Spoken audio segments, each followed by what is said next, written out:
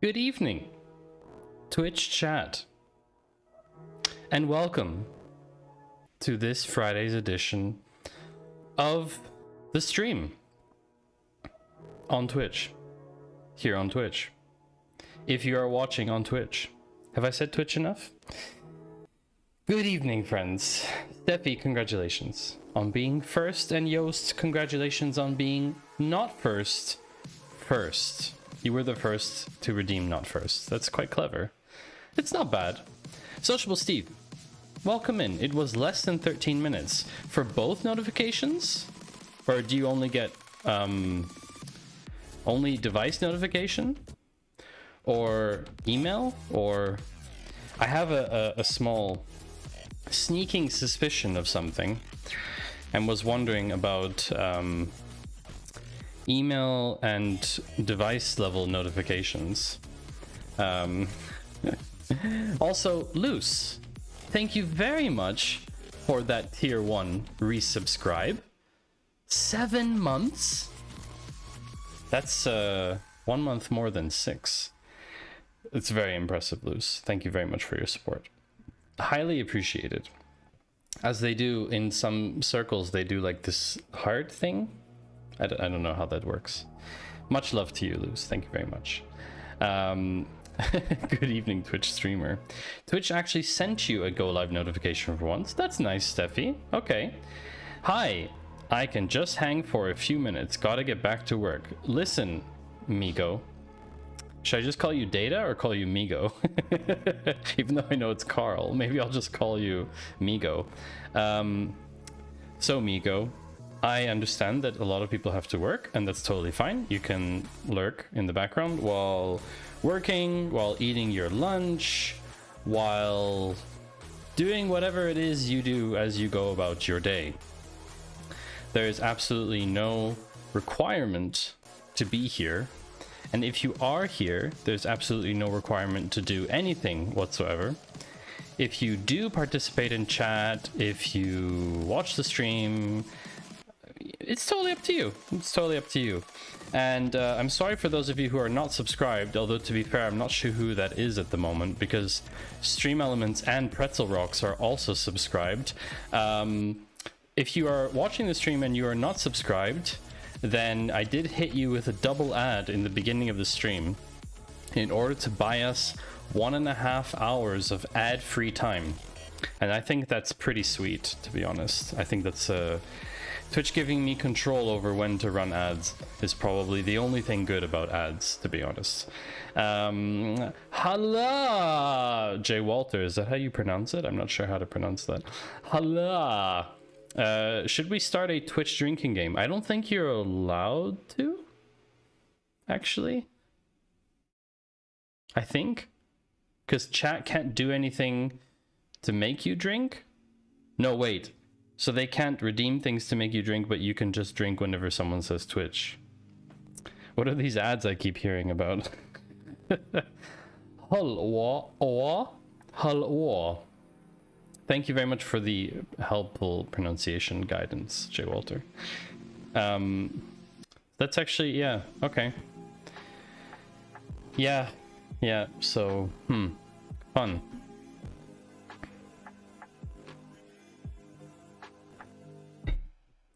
Fun. Darklang. Ooh. Twitch notifications webhook for Go Live. T. Drayson, hello. Welcome in. Nice to see you. We will get started in a minute or two. I'm just thinking about a few things. A couple things I wanted to talk about as well. At the beginning of chat, beginning of the stream, when people are here and stuff watching. Apparently, COVID is over, you know, according to sources. I don't know exactly who said that. No, as of Thursday evening this week, so yesterday at 12 midnight, our government here in Switzerland decided to remove essentially all restrictions for COVID, with the exception of wearing a mask in the train or in public transport and at the at medical institutions, so doctors' offices, hospitals, etc. Hey yo, Finite, welcome in. Nice to see you. Ragmat, nice to see you as well. Good to see you again today. COVID is over. What now? I wish COVID was over. It would make my travels easier. Yes, the virus has told everyone it will no longer infect us. From Thursday midnight, it said, hey, I'm leaving, everything is fine, you can go back to your lives. That's exactly the virus. As of midnight, it just disappeared. Yes, absolutely. That's exactly what happened. Same in Germany, 20th of March, everything's gone except for masks in public places. Public places, Steffi? So like gatherings, or overall just all public places? I don't know. Dr. Dynamite, welcome in. Hey, yo! Did somebody change the background again? Because I thought I changed it. I think someone changed it. We've made its job untenable, and it quit. Oh, wow. That sounds like workplace harassment. We should be careful. It might file a harassment complaint against us for workplace harassment. All public space. Wow, Steffi, that's going to be interesting to see how that works. Finite says, I heard it also gave a very eloquent apology for the inconvenience. Oh, I wonder, Steve, what a infection-free background looks like. But that's yeah, truly quite a how should I say? That's quite a pickle. Quite a pickle. I don't know what that would look like. Oh, infection free is apparently what? That's interesting. Apparently Northern Lights, it looks like. Looks like a picture I've taken, actually, to be honest. I have a couple of pictures of the Northern Lights. Actually, like 800. But yeah, no infections in the northern regions. Ah, that's true. That's true. Steffi says, probably no change as to now. Some people wearing their masks correctly, some people wearing them with their noses hanging out, some of them using as chin guards. I've also seen masks on the forehead. That was a pretty interesting one. Yeah, like just literally across the forehead. I was also wondering how it kind of stayed up there. Roscoe is sad today. Oh no. Oh dear. Oh no. What's with Doggo? Oh no. Is that sorry, not Roscoe, Ollie. I was just gonna say that's Ollie. What happened to Ollie?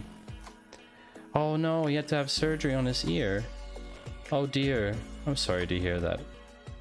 Hope he's doing well. Everybody, please send all of your love to Ollie, to Finite in chat for Ollie, so that Ollie gets better soon.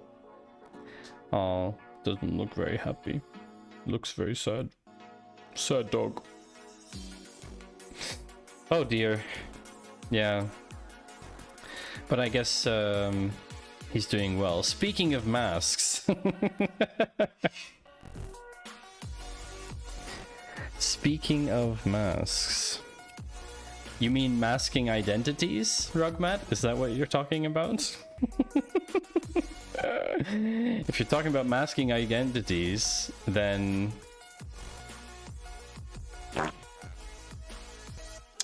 I have just the thing for you. Also, Ian, thank you very much for joining us today. Shouldn't you add loose to the signature mask for the resub? Yes. Thank you for reminding me.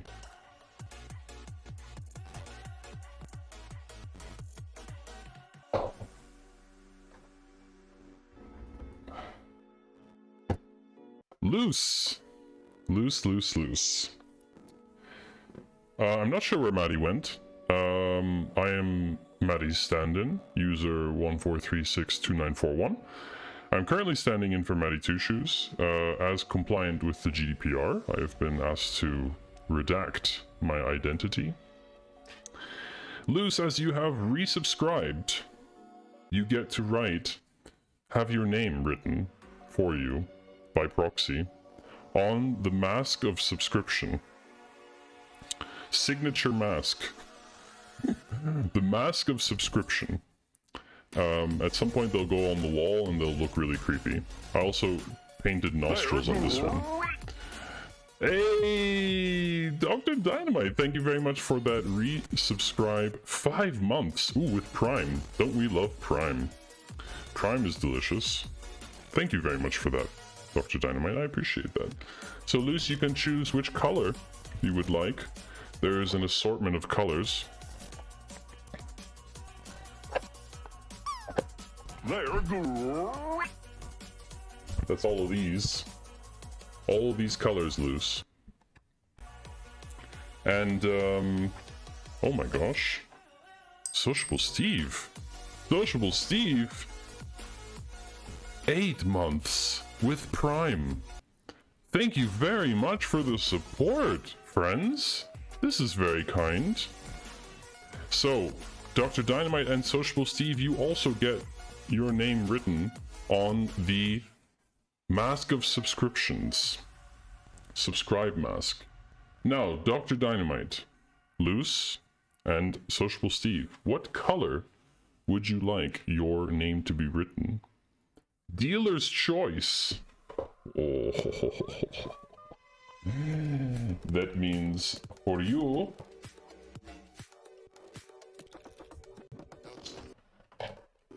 you, Dr. Dynamite, I shall choose. Sociable Steve would like green. Could someone page Luce? Did Luce leave? I think Luce left. Well, if Luce isn't here anymore, then not a possibility. For you, Dino, I'm going to use orange. This orange. I know it's blurred, but you can see the color. We're going to use orange. And I think we're going to write you...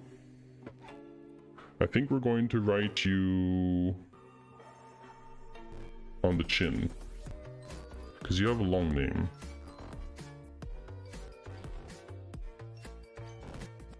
Is this called orange? What color is this called?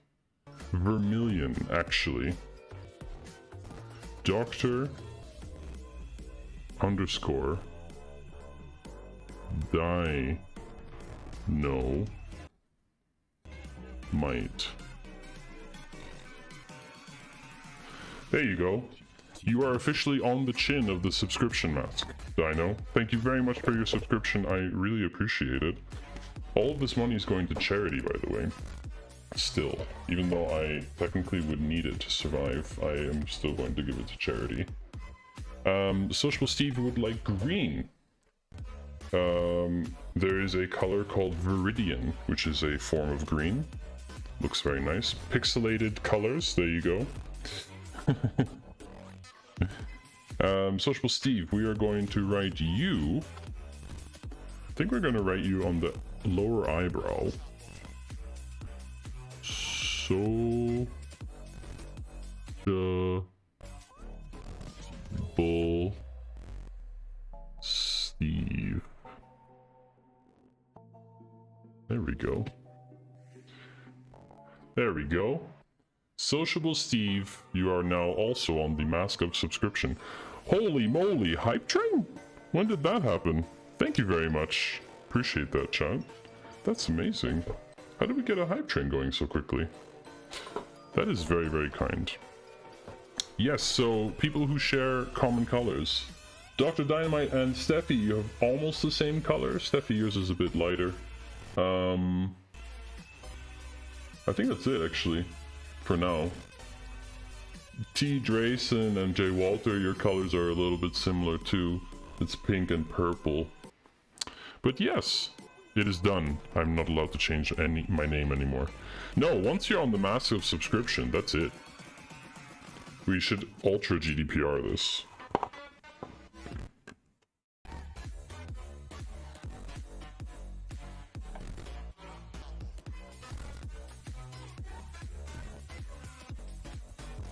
I'm so protected now. My identity is ultra protected. Nice.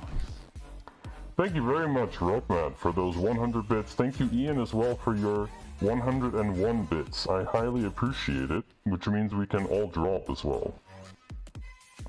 And try and get those bits to help us drop better. Yeah, so...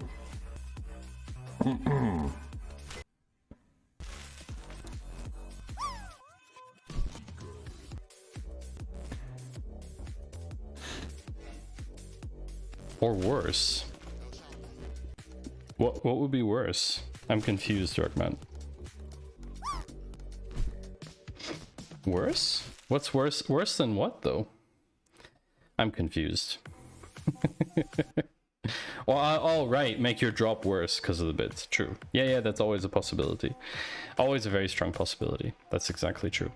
Yeah, so chat. So, yeah, COVID... Oh my gosh, Hype Train level 1 complete. Thank you very much, everybody. I appreciate that very, very much. That is truly humbling to see all of you donating, or I should say tipping the streamer. Donation is not entirely the correct term because I'm donating on behalf of you afterwards, but showing so much support, I really appreciate that. I really do. It's something that still surprises me so much, really, that someone can just be here creating all kinds of strange content for people and then people like throw money at you for that. It's a bit odd. However, speaking of money, tough week, very tough week. Background money. See, why didn't that work? That's odd. It should pick that up, Steffi. What if I type it?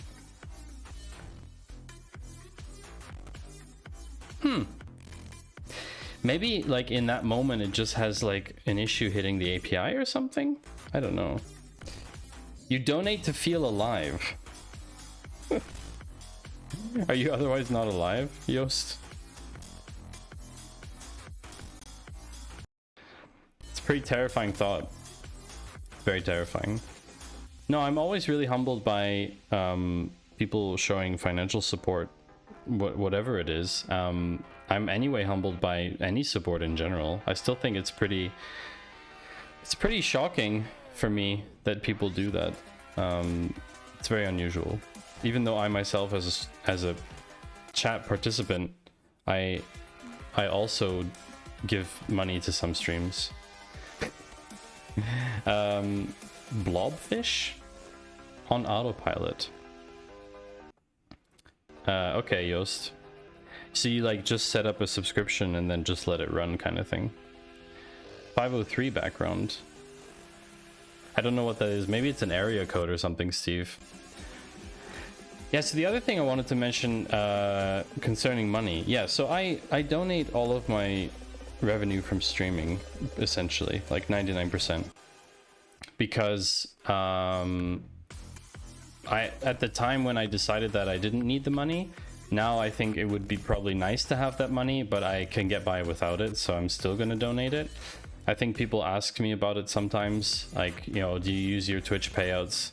Do you use your Twitch payouts to improve the stream? Yes, I do. If there's something specific I can buy to improve the stream, then I do that. But I mean, like, you know, a pair of glasses from Amazon or something, like googly eyes, are just like $10. Like, this is not the bulk of the money goes to charity.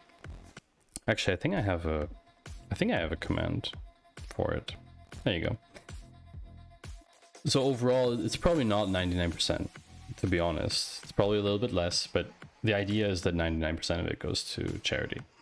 One thing I did buy, however, is a new desktop. My current desk is a mishmash of two different IKEA pieces. One, the frame, is the wind-up frame. Some of you who've been co-working with me in Discord sometimes have seen me wind the desk to go up and down. And I think it's fine. It totally works. I'm not going to replace that. I got it for a very good price last year. Early last year? Was it the year before? Everything is such a melange the last 2 years. Everything kind of feels like one thing. More like my day is on autopilot. Ah, okay, yes, I understand. Yeah, I have those days too. The workout desk with the manual crank. Yeah, exactly. No, I think it's good to like get some movement in. I mean, of course I would appreciate an electric one, but it's kind of unnecessary in my opinion. So yeah, and they're very expensive. Like the electric ones are 500-600 for the frame. So I don't need that. However, the desktop itself is a piece from IKEA. Actually, I do have, if anyone is wondering, I do have a, where is it? Here we go. I do have a setup list if you're curious about which one it is specifically, but it's one of the ones from the electric standing desk from IKEA. So I like mixed them up. I just bought the desktop itself, but it's very thin. It's 1.8 centimeters. And that's a bit of an issue because of the way that it's attached to the frame. When I put the desk up and down, it tends to wobble quite a lot. And so when I'm doing stuff right now, you don't see this, but when I'm doing this, like everything is shaking when I'm like leaning on my desk, and it's kind of annoyed me for a while. Purely from an aesthetic point of view, it's fine, but like, yeah, it's really annoying. And so I can't drill screws into this desk properly to make it stick because it's so thin. So I bought a desktop. And fortunately, I was able to get one at IKEA for a really good price. They charge like per meter, essentially. I went into the kitchen department because, well, I wasn't going to buy another desktop that they have, official ones, because they don't have any thick ones that match the aesthetic I would like. I wanted something a little bit darker. The one I have is like a darkish blue. So I ended up buying basically kitchen counter cut to the size that I want. So yeah, it still feels like 2020. I think we should reset the year and scrub the past 2 years from history. Could be an issue for some data people to scrub the last 2 years. Sorry, the ring lights are really triggering me today. It is 2020-2, so it makes sense. Maybe, Steffi, maybe. Yes, the electric ones are expensive, but oh, you had work pay for yours. Half of it. That's a good deal. My work won't pay for it because it's my startup. So I allowed myself this purchase, seeing as I've had this desk for over a year now. I've allowed myself that purchase. I'll sell this one to get a little bit of money towards the new desktop, and it'll be here in 4 to 5 weeks or so.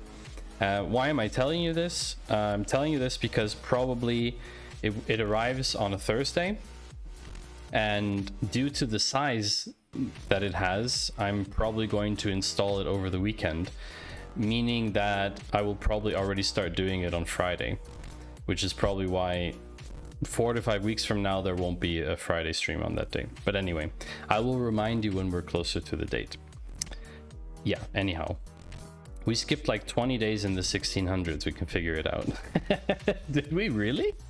Yost, how do you know about that? I mean, were you around then? I know you're a bit old, but were you around for that? How did they handle that? Also, someone changed the background. This one's a bit odd. I just find it a bit odd. Anyhow.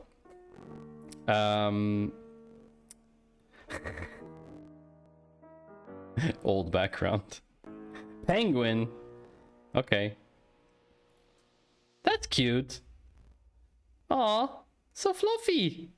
Little fluffy penguin. Thank you, Ian. So, yeah, the last thing I wanted to talk about was a video. I don't know if any of you saw this video, but there was a kind of meta video from this guy, MatPat. New MacBook arrives in 5 weeks. Maybe I will stream on that Friday. Ooh. Ooh. Yeah, Game Theory, Dear Twitch, Grow Up was the video. I won't link it here because I have an opinion on this. But basically it's a giant rant at Twitch for telling them how to do better. And I just want to express one thing. I'm not going to comment on the video like specifically. I'm not going to like react to the video as a lot of other people have done and like dissect it and whatnot. The one thing I want to say is this, is that for 99.97 or something like the top 0.0 something % of Twitch, for them it is a job. As in, they are earning their keep. They are earning entirely money from Twitch and financing their life through that. For everybody else, every single other streamer on the platform, there is a range. Of course, some people earn very little and some people earn a little bit more. But for the rest of us, this is not a platform where we earn our primary income, which means we have jobs or part-time hustles or something next to it. So a lot of people are trying to make it their primary job. They're trying to become a full-time streamer. But for most of the people on Twitch, that will never be possible, purely due to the way the platform is and probably the way it will be for some time. I don't know if that will change ever. So what I want to say is accusing Twitch of not doing enough to make their platform better is kind of interesting, because we get to use this platform and we as streamers get to dictate a lot. The content that we make, the content that we provide to you, the viewer, watching the stream, dictates a lot. Yes, the product could be better in some respects. Everybody knows that. There's a lot of safety features that people would want to have. There's, of course, problems all the time with different tests being run and people don't like them removing some kind of feature. But ultimately, all of this is really about the content that people are producing.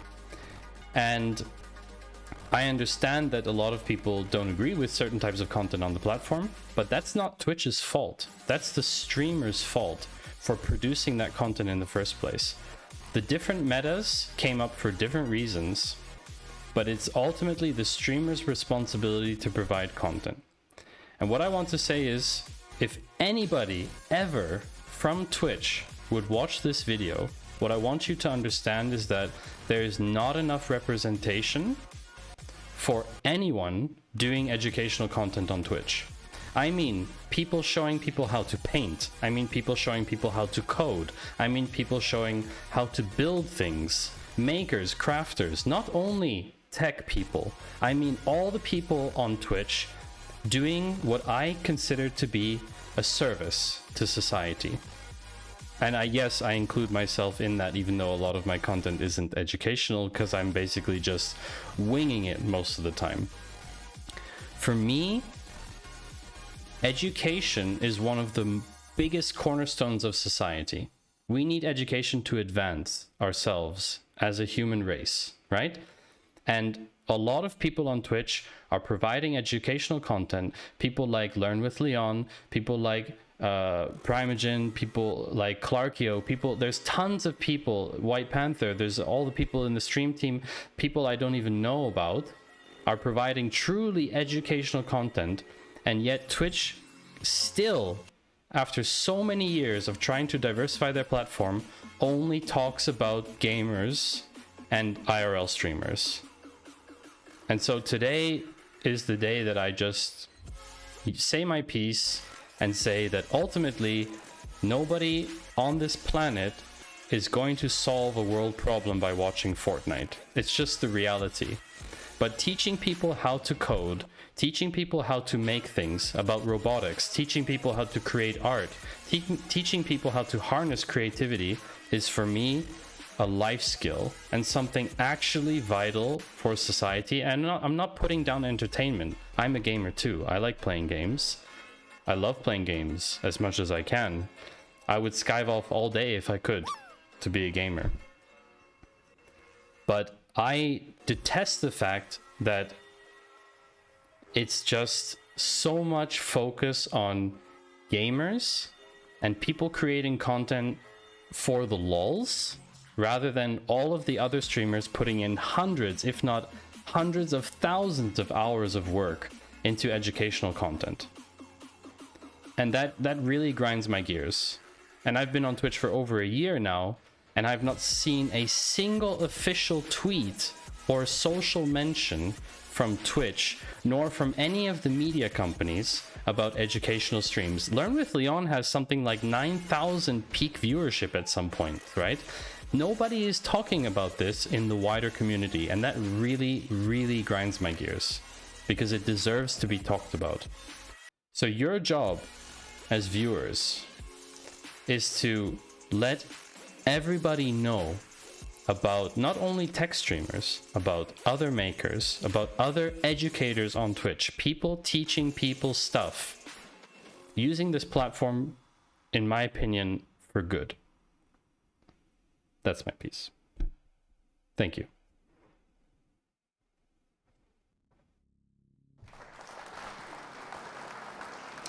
Games like Words.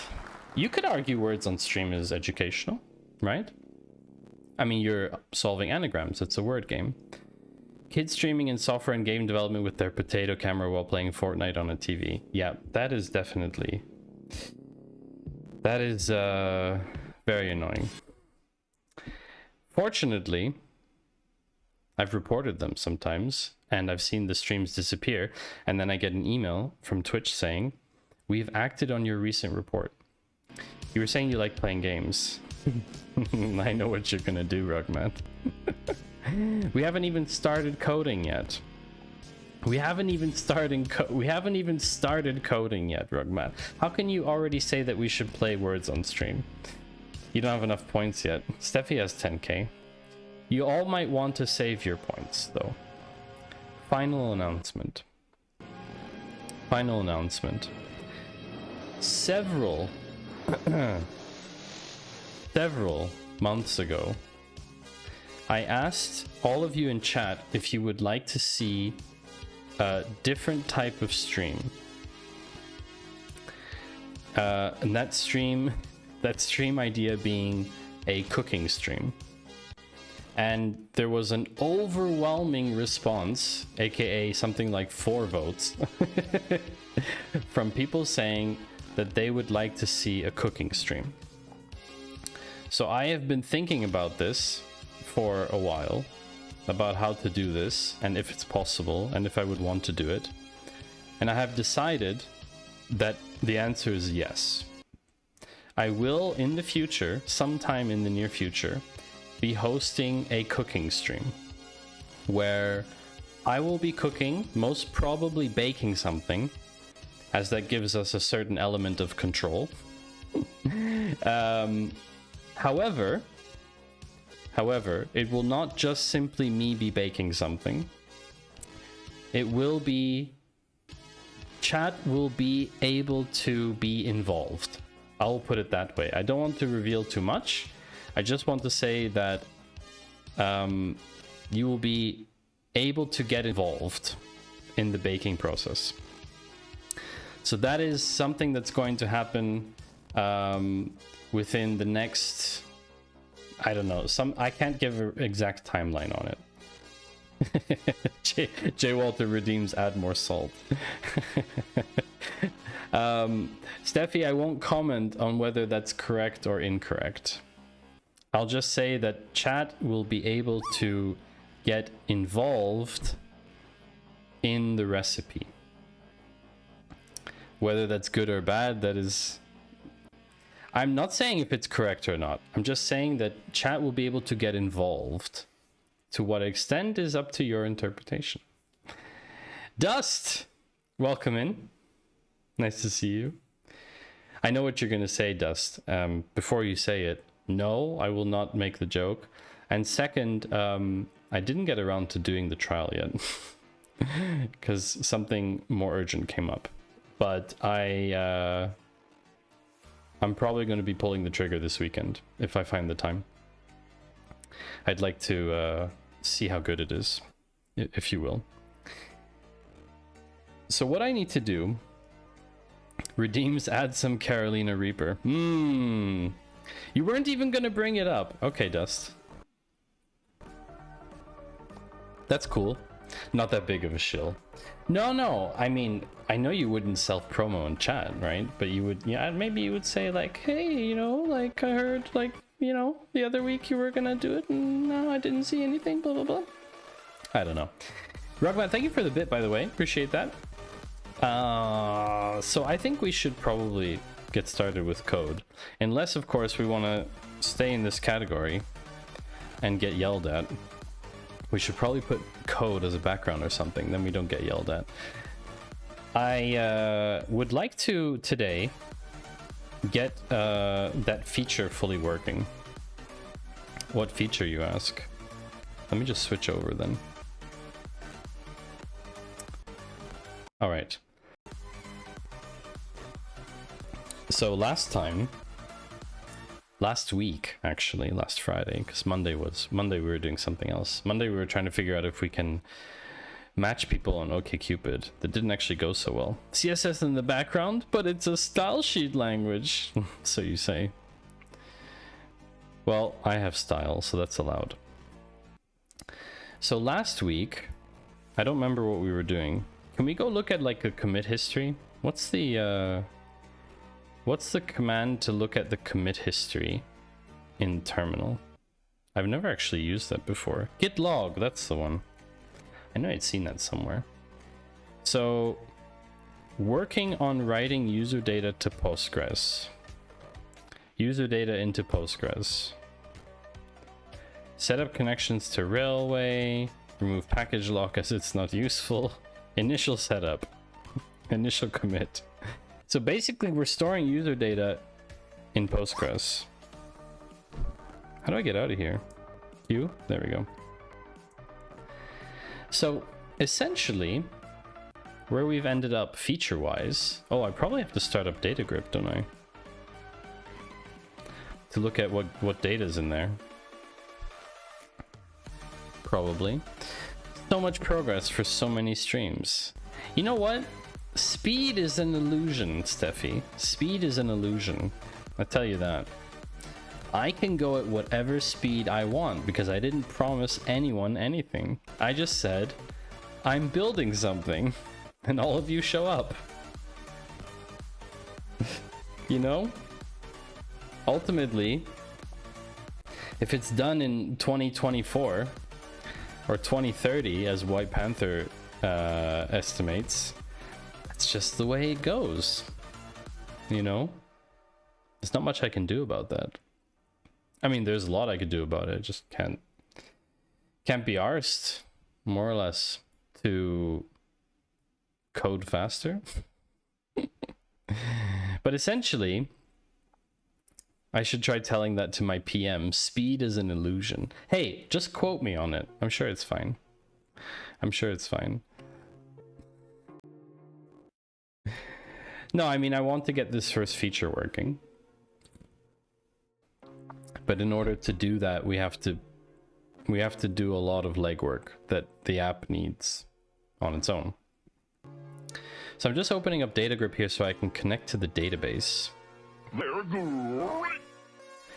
Hey, Canhorn!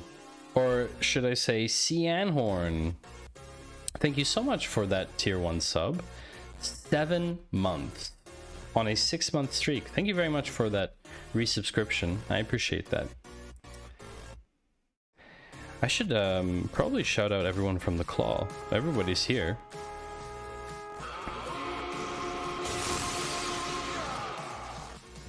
So many people in chat are from the stream team, the Claw.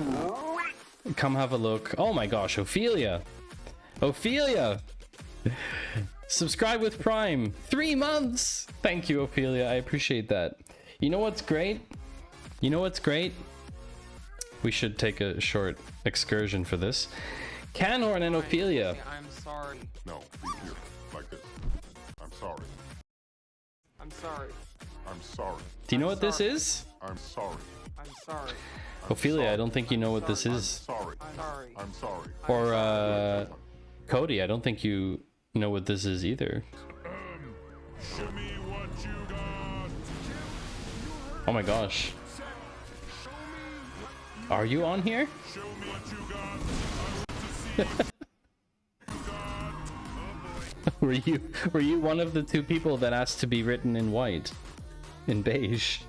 I think your name is somewhere here.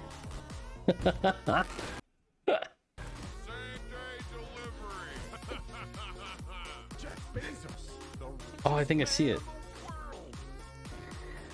I think Exegete also asked for that.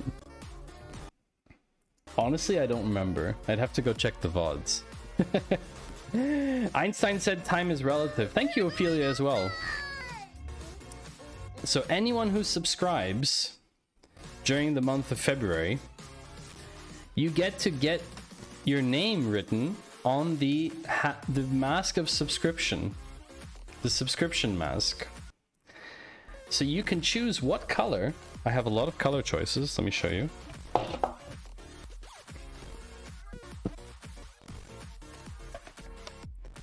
These are all the color choices. So there's pretty much every color you would like. And you get to write, I get to write your name on the mask. So, Cody, would you like a new color? Would you like your to be written in, well, basically white? It's called pale lavender.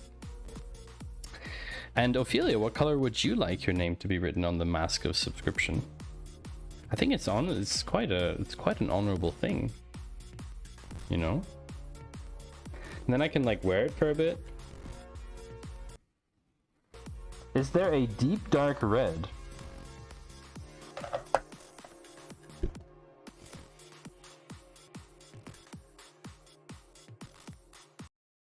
There is indeed. So there's a red, and then there's more of like a red wine, old red. Like your username, I'm guessing. I don't know, hold on, maybe we can zoom. Oh, that doesn't work here. Gosh darn it. Would you prefer the darker one or the lighter one? That's the question. I know that you can't see them because they're pixelated. But, The dark one. That's cool. Yeah, so like burgundy. Awesome. Awesome. I'll have to find a good spot for you. Ophelia. Ophelia, where are we gonna put Ophelia? Maybe across the nose. That could be fun. It's quite long though. I guess we'll have enough space.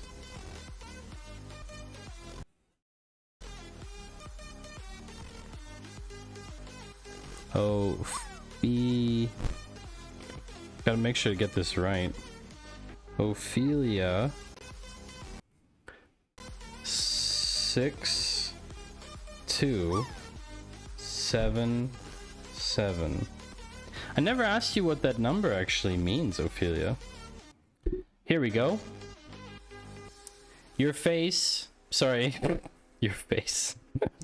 Your name is on the mask of subscription. Canhorn, do you want yours on there again in a different color? Because technically you can, because you resubscribed, so your name can be on there twice. Mask of subscription. Purple. All right, let's go purple. Twitch purple. Deep violet. Let's see what spot. What spot could we do? I guess we can overwrite your previous name, seeing as we can't see it. Deep violent. What did I walk into? Exegete. Canhorn and Ophelia are getting their names written on the mask of subscription, and I'm currently using a color called Deep Violet, which I think we're gonna go and horn. There we go. You are mysteriously on the side of my face.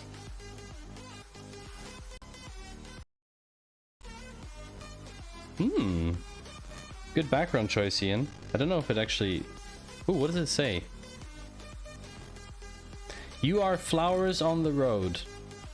That sounds like something you would say, Ian. That's what's hilarious about that. It really sounds like something you would say. So there we go. The mask of subscription is getting more and more names on it. See, I'm able to do this because I don't have that many subscribers. If I had like... If I was like Ludwig and had 250,000 subscribers, I have no idea how I would do this, to be honest. I really don't know. Also, I have to say, I saw something really nice the other day. I saw that... What's his name? Disguised Barstow of McDonald's. Really? That exists? Is that where that is? I saw something really nice, which is Disguised Toast, a very large streamer, is or was doing a viewer-a-thon, where basically he started at something like 2 viewers, and if the number would drop below 2 viewers, he would stop stream. And it goes up every, I don't know what the interval is, just keeps getting higher and higher. And it's kind of nice because he said that he doesn't want to do a subathon because he doesn't agree with kind of taking that much money from viewers. Which it's really, I have to say, like, I'm really surprised to see that kind of behavior. And it got me kind of thinking, like, I wouldn't want to do any subathon or something like that. When I did, like, my stream marathon, it was 14 hours and it was just 14 hours. There was no way to extend it. There was no way to reduce it. It was just the way that it is. And I wouldn't feel comfortable taking that kind of money from everyone. Even if it goes to charity, I still feel bad about it, you know? The Barstow of McDonald's is like a train. Oh, really? That's so cool. Chat, check this out. Not sponsored by McDonald's, by the way, in case anyone's wondering. That's so cool. There's a McDonald's in Germany, I learned, that you can access by boat. They have a boat drive-through.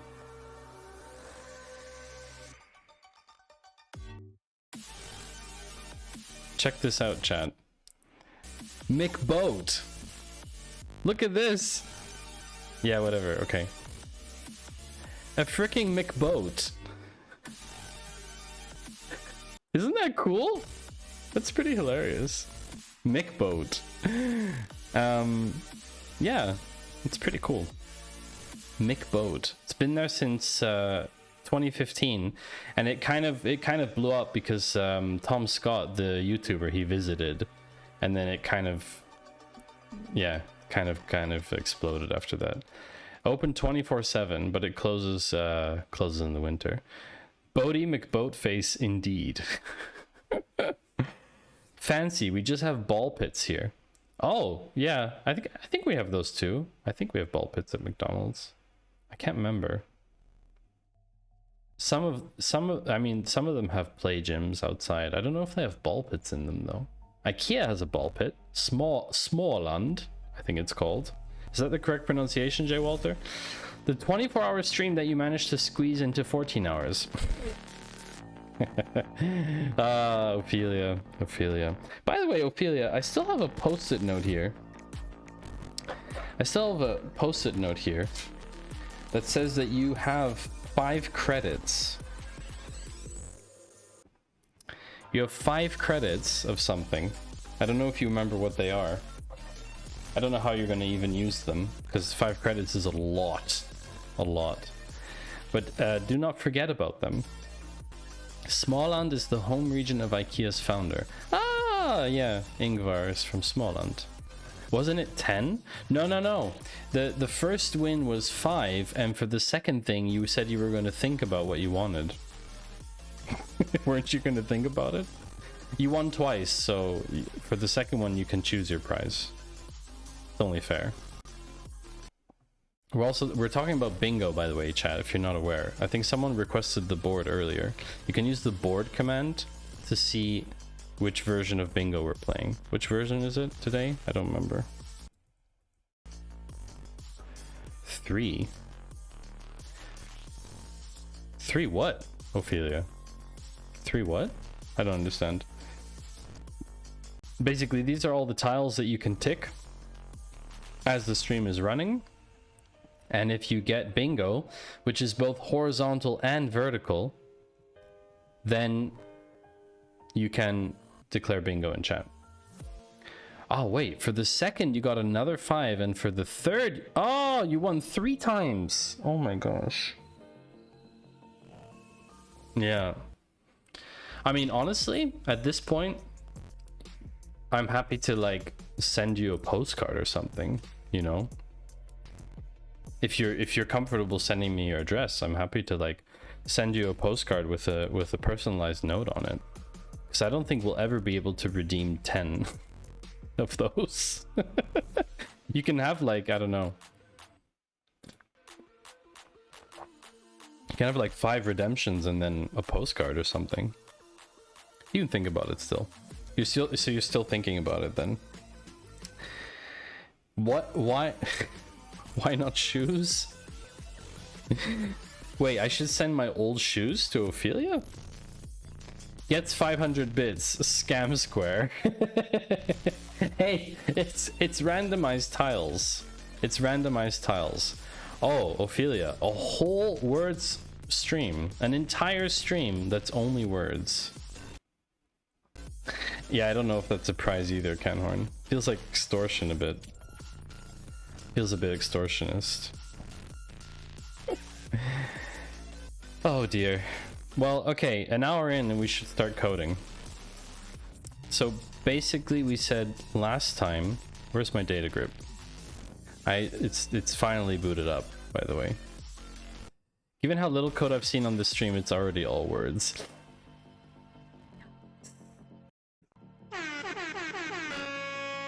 What a burn. What a burn. Actually, it's more appropriate. That's more appropriate. That is such a burn, but a really good one. I'm proud.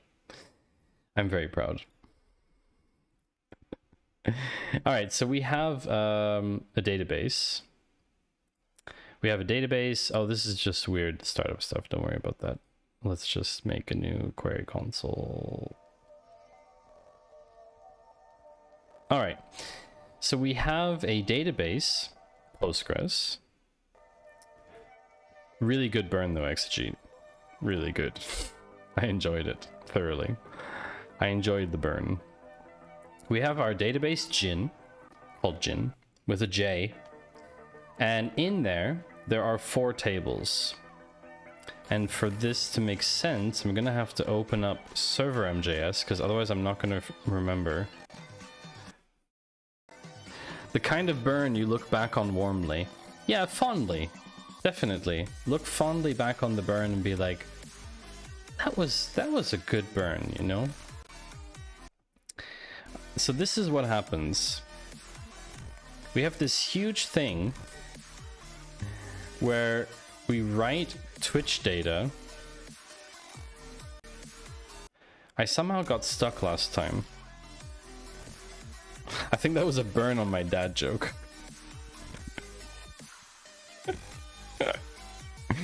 I was thinking about collecting those 15 and then have a birthday words on stream, but then I opted for something else that day, which was a bit of a mistake, but maybe I'll collect more for next year. Birthday words on stream? Did you already have your birthday, Ophelia? Because of course we could celebrate your birthday with the words on stream. That's certainly possible.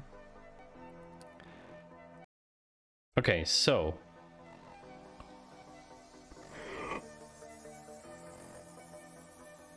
we have to run 1 week ago. Oh my gosh. Happy birthday, Ophelia. Happy belated birthday. That's so nice. That's so nice to hear that you had a birthday. I mean, I know it happens once a year, but you know, it's nice to hear that you had a birthday. Everybody wish Ophelia happy birthday in chat. That's so nice. That's cool. I hope you had a good birthday, Ophelia. Did you celebrate specifically? Cake stream. Yeah, so Exegete, you were not here a few minutes ago. I did announce that there will be a cooking stream. There will be a cooking stream from me in the near future. And chat will have a hand in what gets made. I can't specifically say too much because I don't want to promise something and then it doesn't happen or something. But I will be thinking about how to do this. And can you lick the beaters while they're running or afterwards? That's the question. So basically this inserts all the users that we find, take all the chatters in chat and put them into Twitch users meta. Why are we writing this into Twitch users meta? I'm confused. Depends on what you're making. Why are we inserting this stuff into Twitch users meta?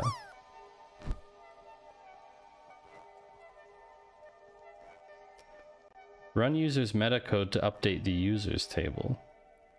I don't think this worked last time, did it? I don't think this worked. I think I pasted it here, but it doesn't actually work. Stuck to the wall twice in a row. What? Ooh! Exegete, you landed. 33. That's pretty good.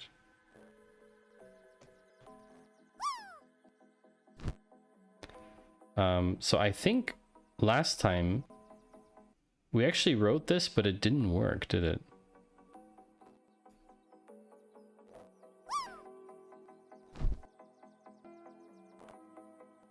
Oh. Ah, yeah. Because of the on-conflict thing. Right. Yeah, I meant to look that up afterwards and I didn't. That was interesting. So this is a real Postgres problem. What we have is we have a users table. So if we skip that for now, if we skip that, basically the users that don't exist get yeeted. Did we write all of this? Yeah. Insert into Twitch users raw. There we go. So basically Twitch users raw.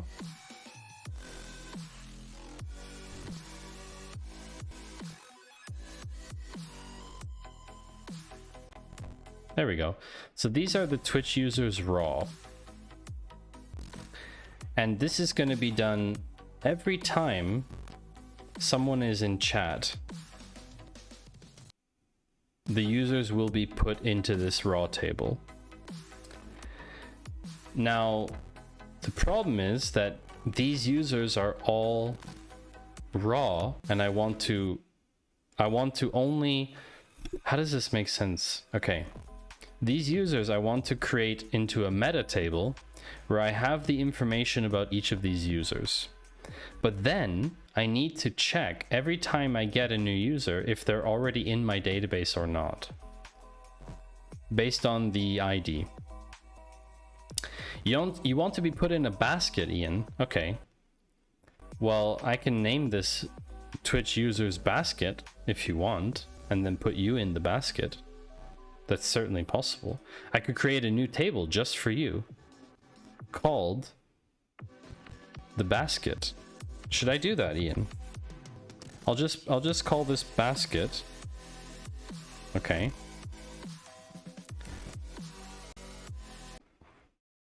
I'm gonna make a table called the basket.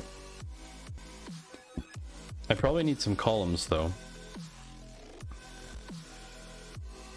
See, Steffi, this is why we don't get very far.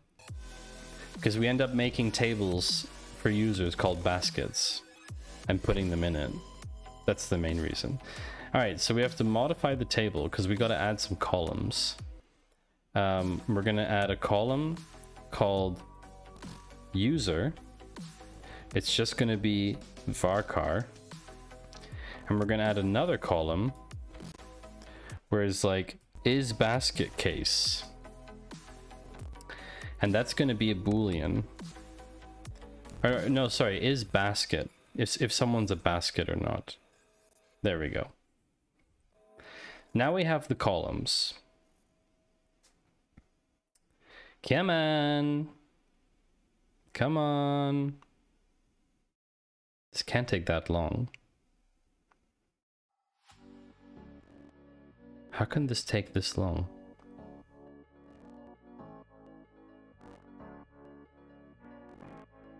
I don't understand how this can be this slow. Adding 2 columns to a database? Something wrong here.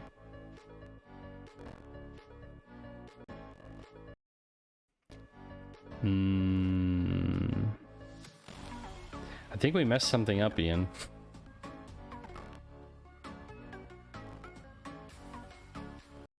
Is it still like introspecting or something? Hold on. I need to stop it. How do I stop it? Oh no. I think that something has gone terribly wrong.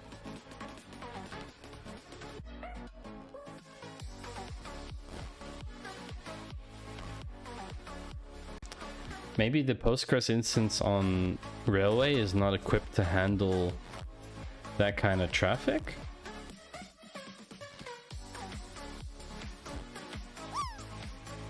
I don't know. We can check Railway. Can see if stuff's going wrong. There's definitely some stuff happening here. Let me just check something. Let's refresh.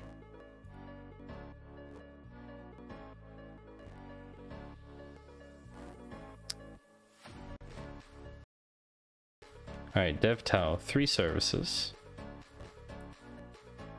Where do I see my project usage? Okay, so here's a good estimate, by the way. We are halfway through the month, and it's currently used 82 cents. So finite, I don't know if you were wondering about estimates, but basically it's estimated around $2.32 a month for my stream. So I'm assuming that this is going to be, for most people, it's going to be within the free tier, which is pretty cool, actually. Oh, this is not good. The RAM has like dipped completely, which is not good.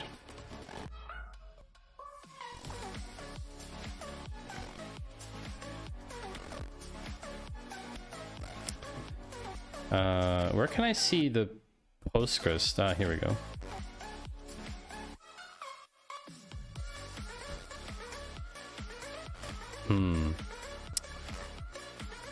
I don't know if I can see this somehow.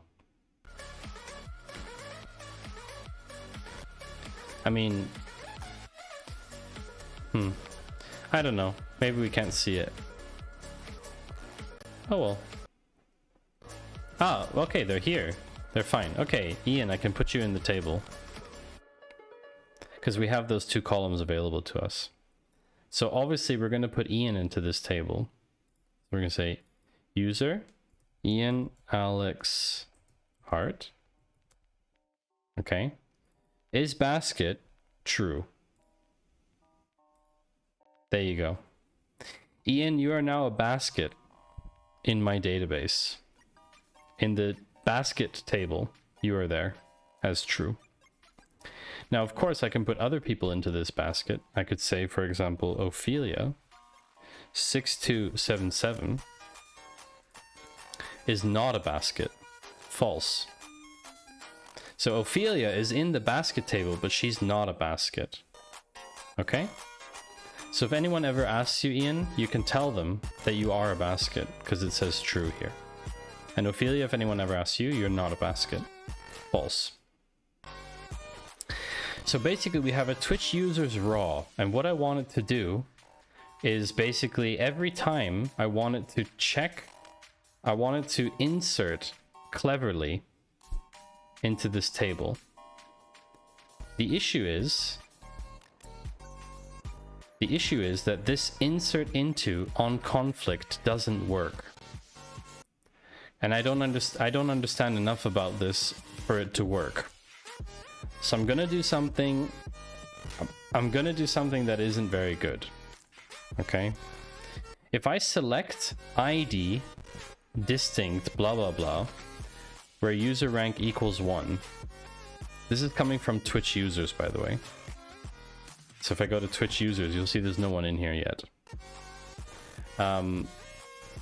When I do that, I'm only going to get the relevant data for each user once.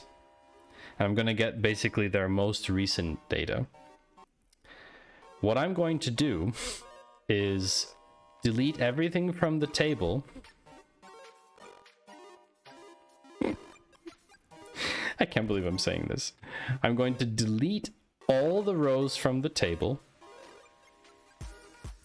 and then write the ones for the users that aren't in there yet.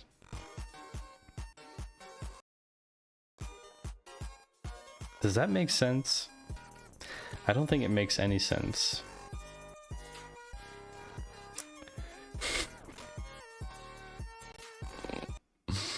In terms of design, it's probably a huge mistake. Huge mistake. Do I need to do it this way? That's the question.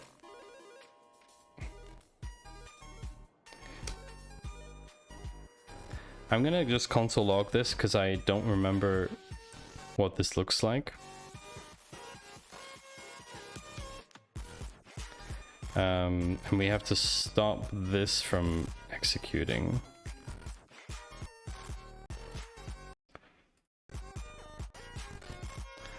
Okay.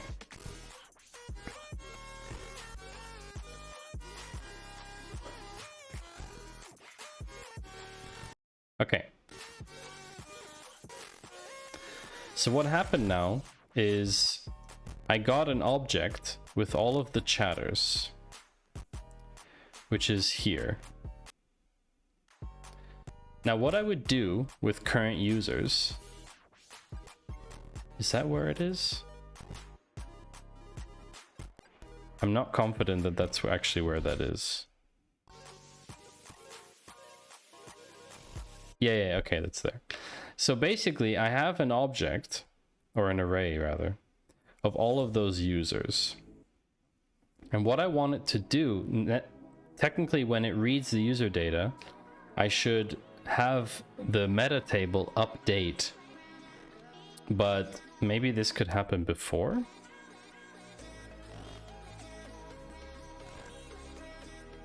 Maybe this could happen beforehand. We could...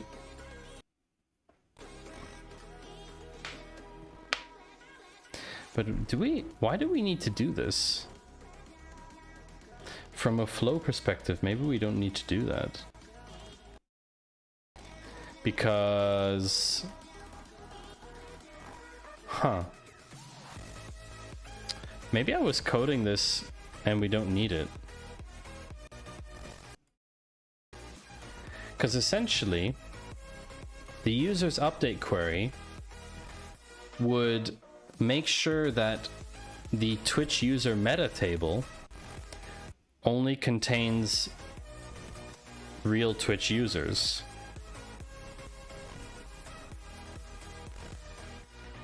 Where is this being written? Let me just go check something. Where are we writing the users?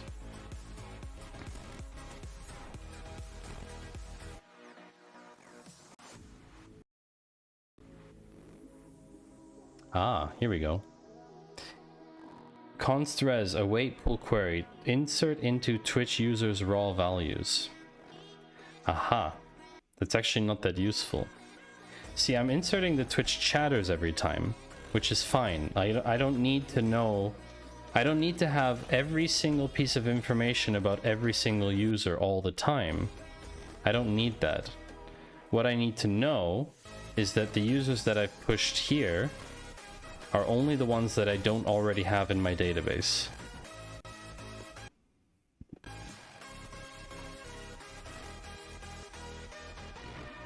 Or I'm doing this wrong. I'm doing this completely wrong. Thank you, Rugmat, for the bit. Or I'm doing this completely wrong.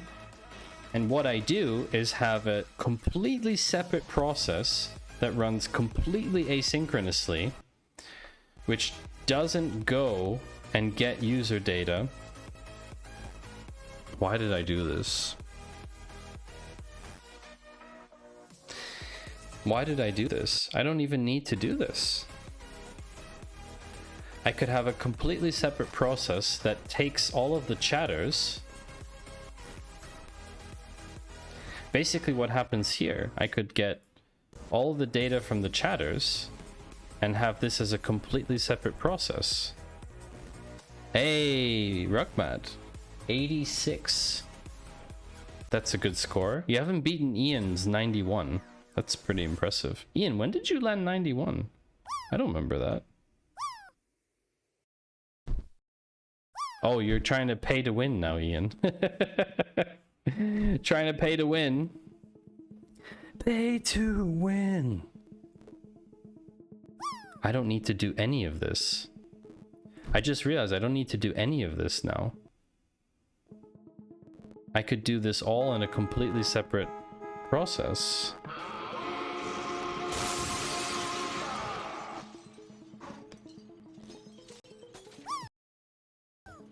No! Oh no. This looks like Ian, you and I have like clobbered each other into the corner. That's bad. Dynamite has a chance. Maybe. Oh, I don't know. I think you're gonna overshoot, Dynamite. Oh, just overshot. Sorry. I think I need to make another... So, can someone answer me this question? Because I actually don't know about this. Can I have something in my Node.js application that doesn't run as part of my app? Like, can it be bundled into the same app? So if I make a new file here called user lookup, .mjs. So I'm going to call this user lookup.mjs. Okay? And in this file, I'm going to do everything that I've been doing here, which is go to my database, look at which users I already know about.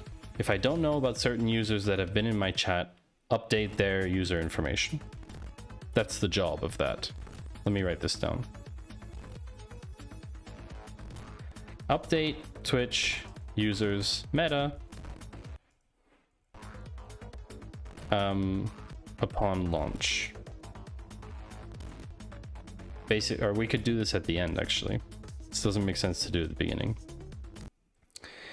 Get new chatters from Twitch chatters. That would be here, Twitch chatters table. Okay? Basically parse them into all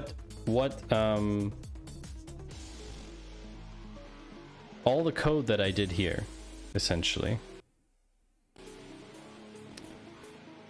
Get chatters from chatters table.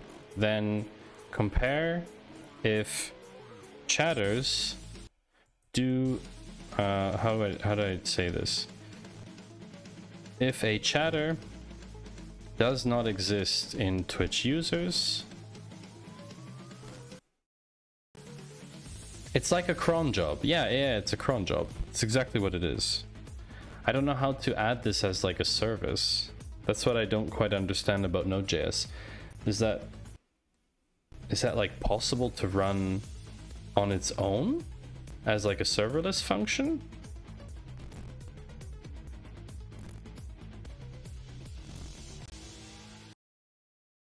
I don't know. Well, I'm gonna finish writing down what it needs to do. So it gets chatters from Twitch chatters. If a chatter does not exist in Twitch users meta, look up Helix user info and push to Twitch user meta. If a chatter exists and information is older than X days, I don't know what I will look up. That's the thing. In the Twitch users meta table, is it the meta table? No, we wrote into the raw table. We're writing 4 pieces of information. We're writing the user ID, the 5 pieces of information. The user ID, the username, the partner status, so like affiliate, whatever, the view count, and the creation date of the user. Now the view count itself is not that super important, but the tag affiliate is important. That could change over time. Why don't you make it an actual AWS Lambda function running on a cron? Also, hey Maddie. Hey Jordan, nice to see you. Nice of you to stop by again. Is there a similar thing on Railway? So, well, Railway doesn't need to be on Railway. I'm currently running my data collection app on Railway, which is pretty cool. There probably is some kind of functionality there. I would probably prefer to use Google Cloud than AWS because I'm not familiar with AWS at all. So I'd prefer to kind of not have to learn everything for this project. But this is basically a functionality that we don't have to include right now. That's the main thing. So if a chatter exists and which information? Oh my gosh. What interval should we check information for? Oh, right, Google Cloud Functions. Yeah, that's the GCP equivalent. So if I say, if a chatter exists and information is older than, I don't know, 14 days. That seems arbitrary. 7 days? Look up user info again and push changes. And then update Twitch users meta to have the most recent log of the most recent user information for all users. Yeah, anyway. So something like that. Now what I can do is take all of the stuff from here. I can take all the stuff from here and shove it into there. Because right now what's happening is await fetch, get all the chatters, then go to users and get the users stuff. Get users. Missing users. It's always going to return all of them.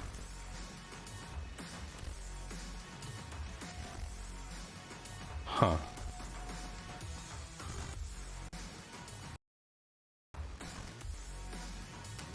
Yeah, I don't need to do that. I don't need to do any of this anymore. This whole async function can get yeeted out of here. From what I understand. Because this one here, insert into Twitch chatters, this logs the chatters every time I run this. Which incidentally is also going to be a polling function. So it would be the same mechanic. You just have here Twitch chatters. You just have the array of all the chatters. So if I run this again,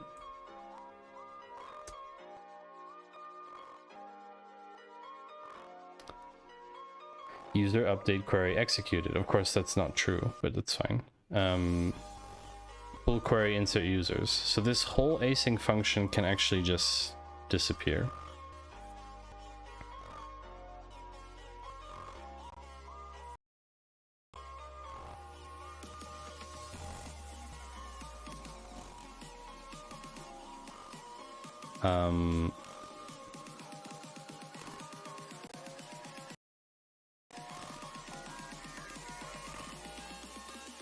User data for each.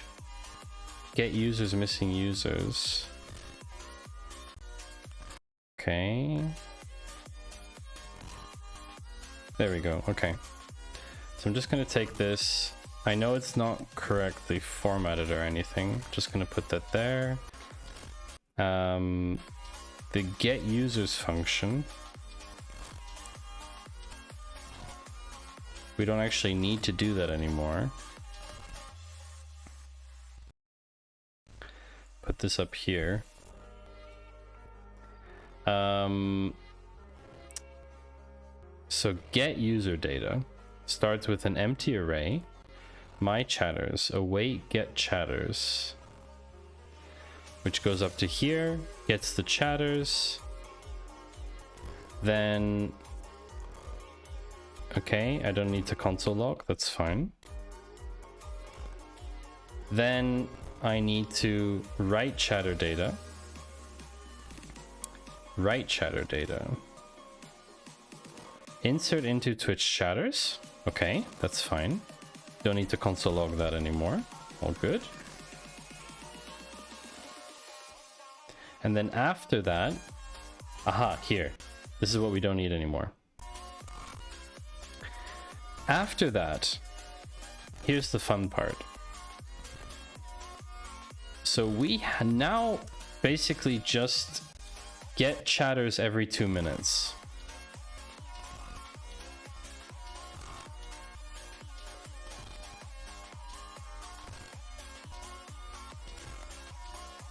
Okay.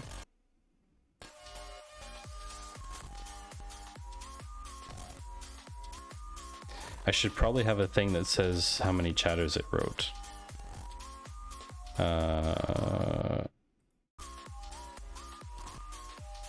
Do we need a return here at all? I don't think we need to, well, it needs to just return. But anyway, console log.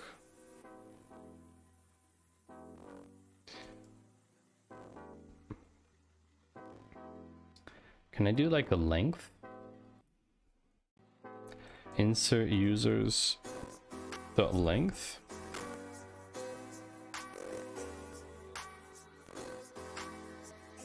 Maybe it's chatters dot length.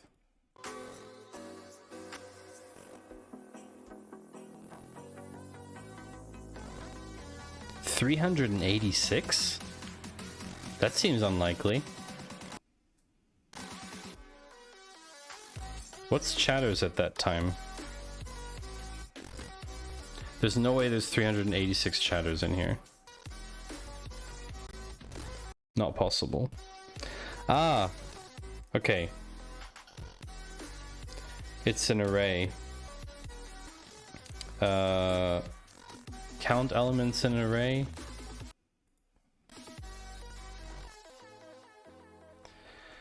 That would be array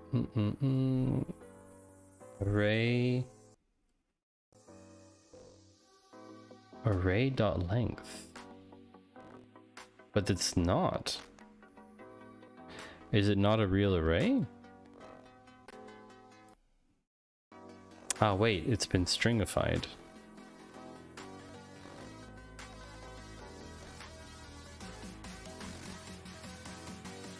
Okay. 26. Aha, there we go.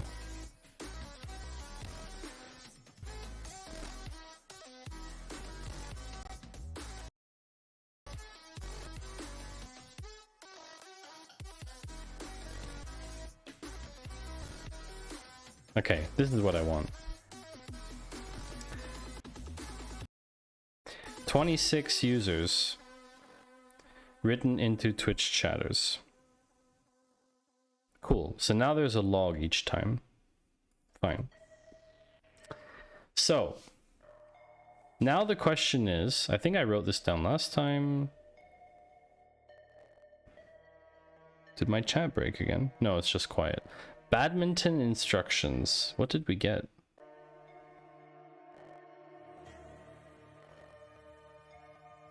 Interesting. Interesting. Okay. Write the chatters into Postgres, which is fine.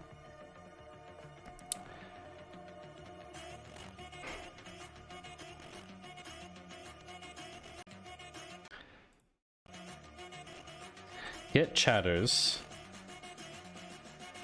currently in chat, basically. Okay.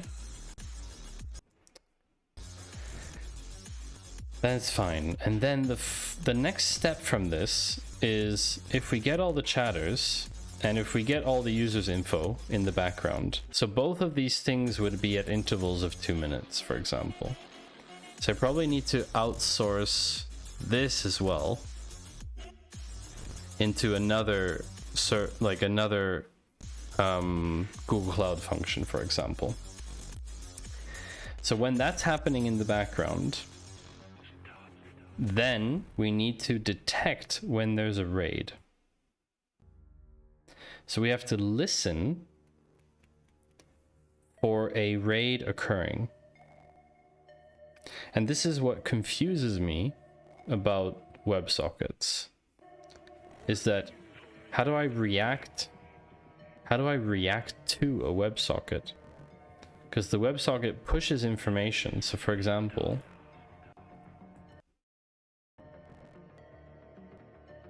I can see here in Tau telling me, hey, by the way, Ian just cheered 1 bit. How do I react to this piece of information? I need to have like a WebSocket listener. Is that the right terminology? So I know in front end, it would be called like an event listener. Oh, this track is, I'm sorry, I have to skip. This irks me. So we like subscribe to a WebSocket. I don't know if that's the right. Socket on message, right. Yeah, okay.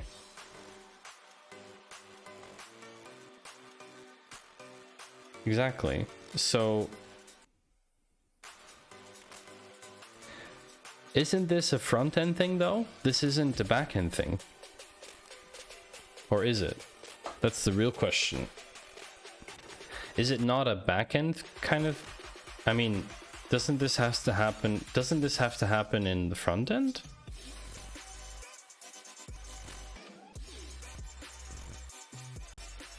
That's what I'm wondering about.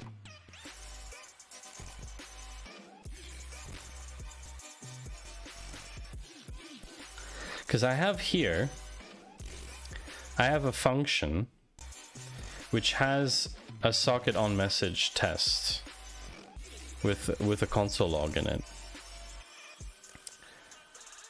But how can I run?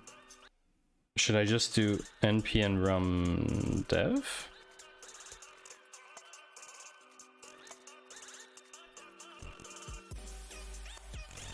I don't even have a dev environment for this.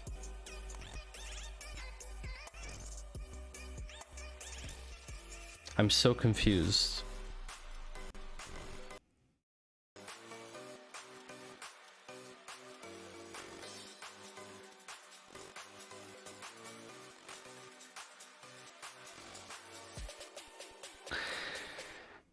I'm so confused about this.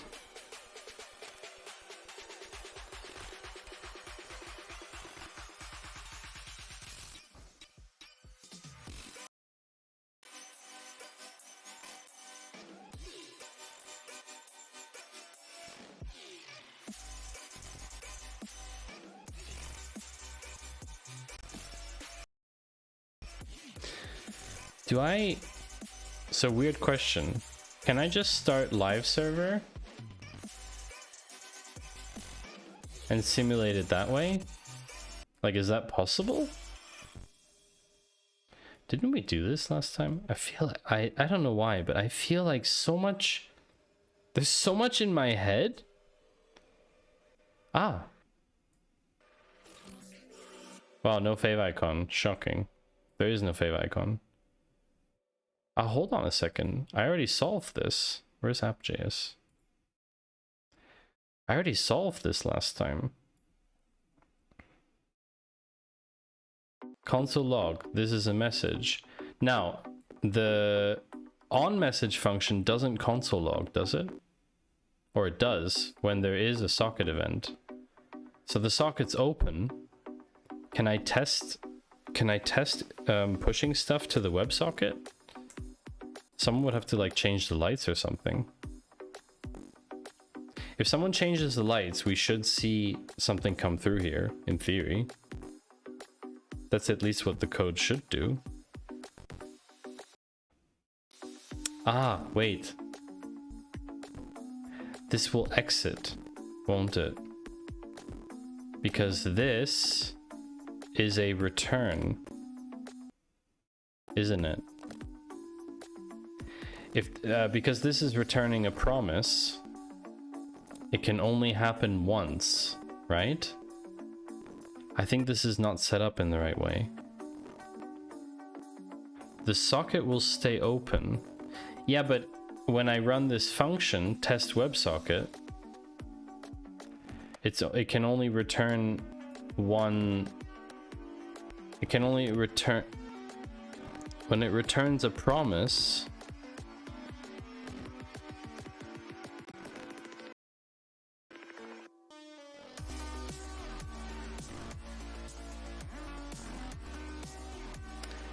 Theoretically, it should have received that event.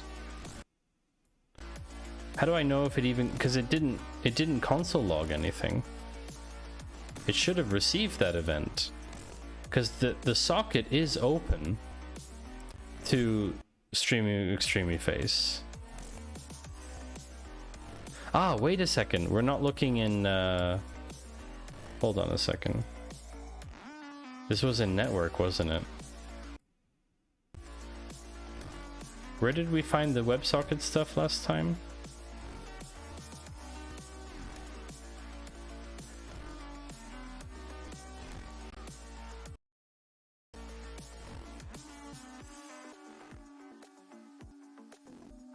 I feel like there's something missing here.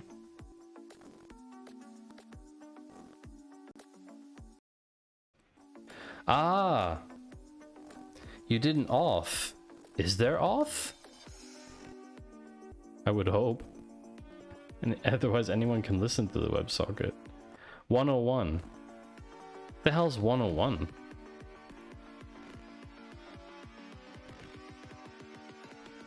$101? What does 101 mean? WebSocket is now open. Connected. WebSocket is connected. Switching protocol. I need to send a token. Okay. But like...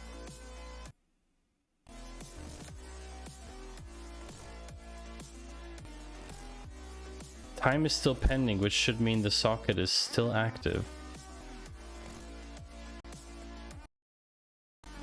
Okay, but then why am I not... so I'm not seeing any data because I didn't auth with the WebSocket. Because it's not a local WebSocket I need to authorize. I need to auth with the WebSocket. I've never authed with a WebSocket before. The WebSocket protocol doesn't handle auth. Ah. What? Let's look at free code camp. Nice picture. I think tau auth is documented on tau readme. That could also be good. If anyone is curious, we are using tau running on Railway.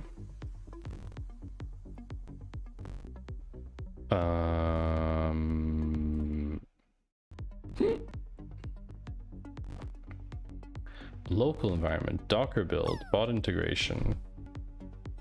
Ah, here we go. Simply point your bot's WebSocket at after it connects. Thank you, Ian. Appreciate the bit. Oh, that Sushi Dragon emote. I showed my partner Sushi Dragon stream, and honestly, like, we're both still just completely blown away by the creativity of that. Something like socket send JSON stringify token. Yeah, exactly. JSON payload. I wish there was a cool... hold on a second. If you wish to run tau using a cloud service, you will need to provide your own Redis server. Okay. Then simply provide the Redis endpoint, and additionally you'll need to... oh, we've already solved this. Okay. So basically a JSON payload. Socket send. Well, let's socket.send. Isn't there a send thing in here?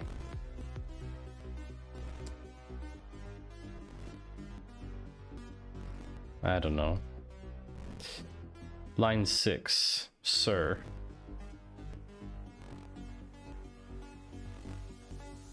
I closed that. I shouldn't have.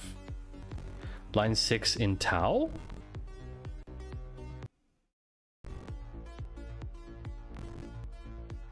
In my own code. Oh, right. Yeah, but the JSON format, it's just a JSON. Okay, I'm assuming it's like, okay. Socket is now open. Fine, I'm just gonna try it without knowing the exact syntax. I'm just gonna do JSON payload with token equals your token here. Now, of course, here comes the fun part. I am going to use my environment variables. And I have learned that blurring is apparently not enough anymore. Blurring is not enough. So I'm going to switch scenes while I do this, because apparently blurring is not enough anymore. Although I would love to see someone actually try and do this. It's called tau_token. So I need to do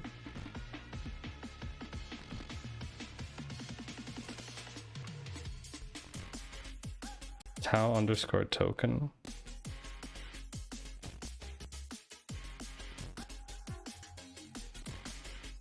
Blurring and distracting with wiggly eyes should do it. Did you hear about the one where they can decipher your password by listening to your keyboard audio? Joke's on you, Rugmat. I use my finger for my password. I don't want someone to clip that awkwardly. Okay, so this should now work. Is it that simple? Okay, so let's refresh. Oopsie.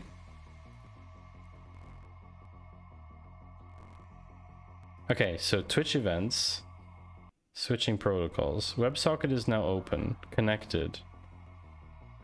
Where was that? Oh shit, process is not defined. Oh, do I need a space here? Ah, wait, I need to... Yes, and my token will show here.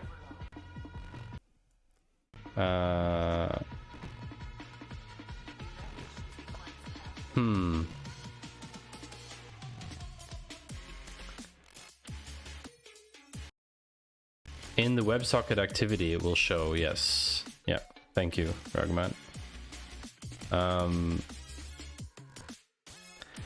Process not available in the browser.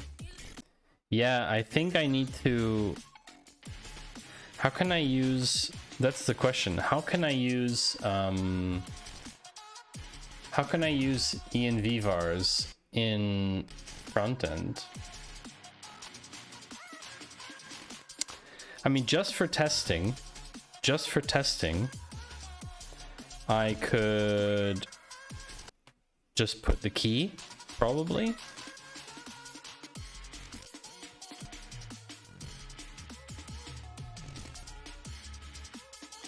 Or client side, I don't know what they would call it.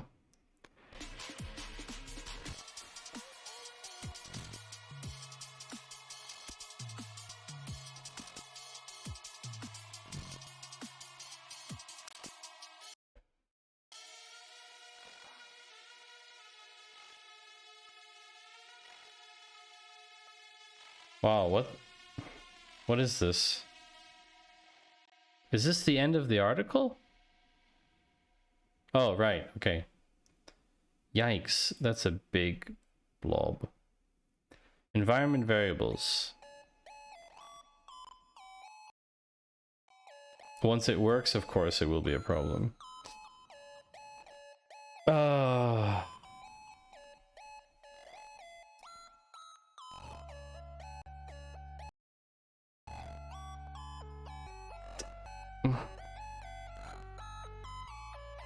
envcmd.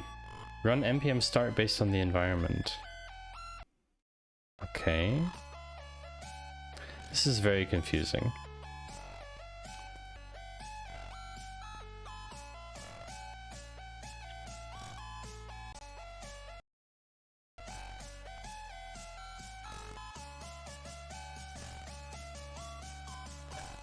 You could run it through Webpack.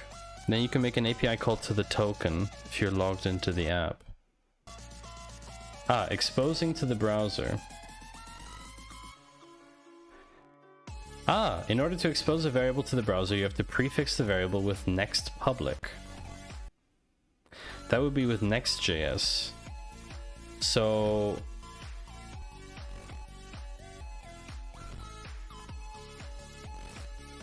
those are two different options. API call to the backend.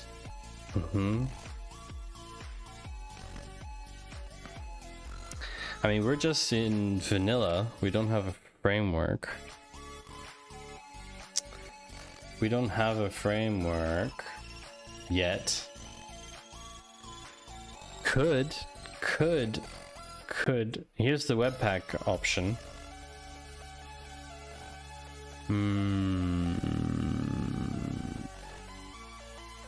You have Node.js and a package manager. You're using Webpack with or without React.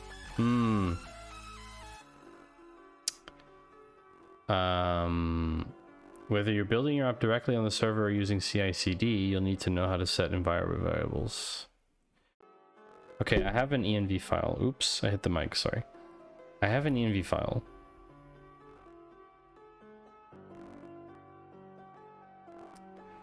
That would just replace the token directly into the source code. I mean, I really don't understand how to do this properly. I've never done this before. So I don't really know what the best option for this is moving forward anyway. I still have to figure out how someone, when they authenticate initially, how that auth token for tau is even gonna, I don't know yet. Right now I'm just trying to get a feature working end to end, running on the cloud so that I can at least understand these things. And then I can try and work out the details, the kinks afterwards.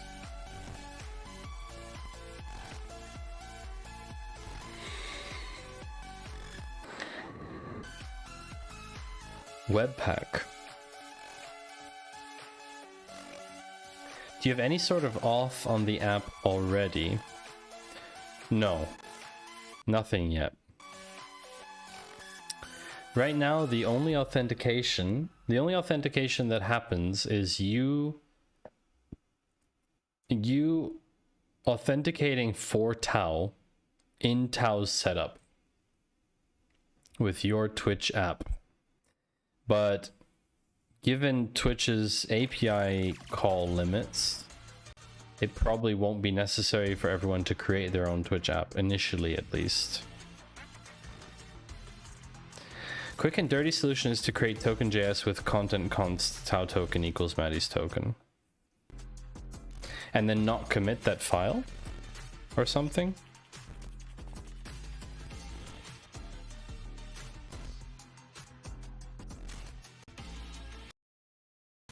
Maybe.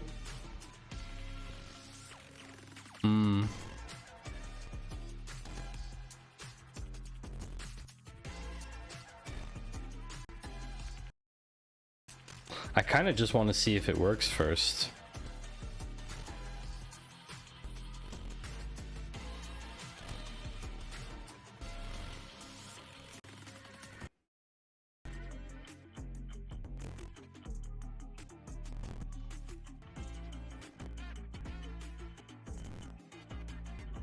But that's the thing, if I excluded it from GitHub, Rugmat, then no one would see that information. I mean, they need to auth to get into Railway in the first point. It's my account right now. So for the moment, that's not such an issue.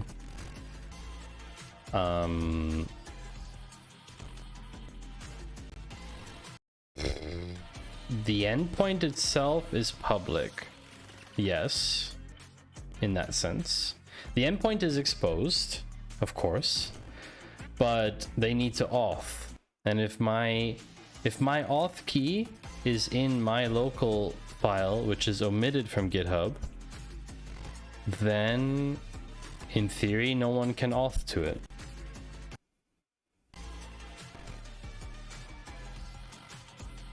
In theory.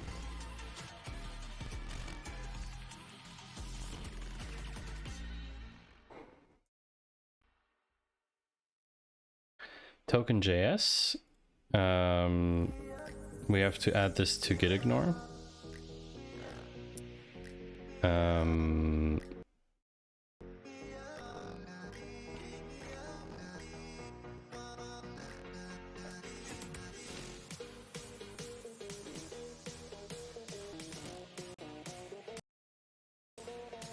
You're just using it locally. Yeah. Your message wasn't posted due to conflicts with the channel's moderation settings. As long as the client app isn't uploaded anywhere. No, it's just in... No, it's fine. Shouldn't be an issue. Jay Walter, what did you try and post?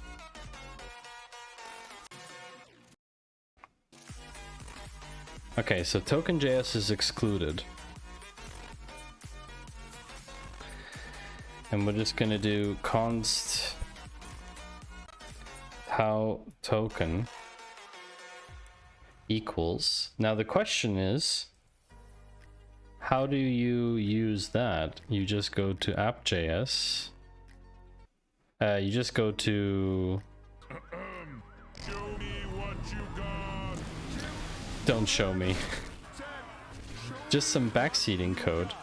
Show me what you got. I want to see what you got. Oh boy.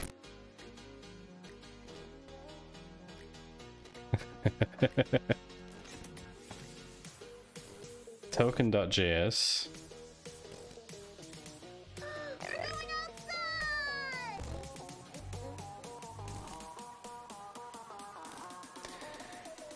And then, no, hold on, I don't need to include it in the front end.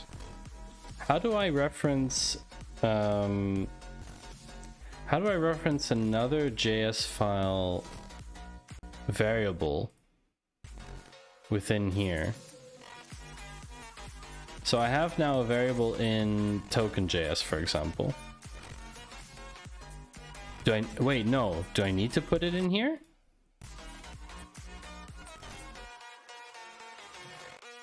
Can't I just call it directly out of here? I thought like... Maybe I need... Oh, because it wouldn't even load it in the first place. I guess. Okay. Well, that's going to cause an error if anyone tries to open the app anyway, because it won't be committed, so fine. But then, how do I reference the token here? What's the syntax? Do I have to like import it or something somehow? It's just called like tau token.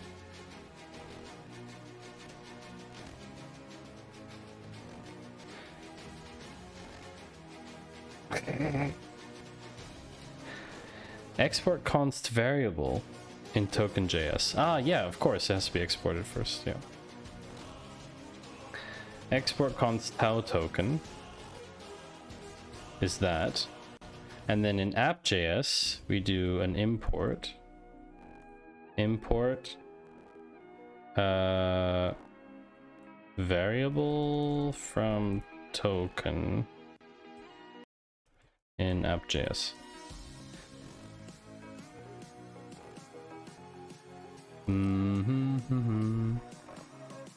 What was the syntax again? Hold on a second. No, wait. No. From token.js. The variable name is tau token.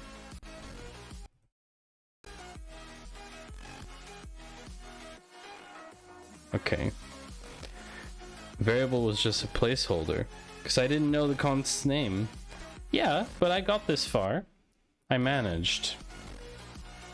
So now everyone needs to go away while I make my token. I still don't understand the background, but it's fine. Where's my env? Okay. It's going in token.js, people. Import variable, please, computer. Hey, Chris. Nice to see you again. That's been a moment. Hope you're doing well on this wonderful Friday evening. Almost 2 hours into stream. I will need to stand up soon and take a short break. Relieve myself. You can also omit the JS in the... And the file needs to be in single characters.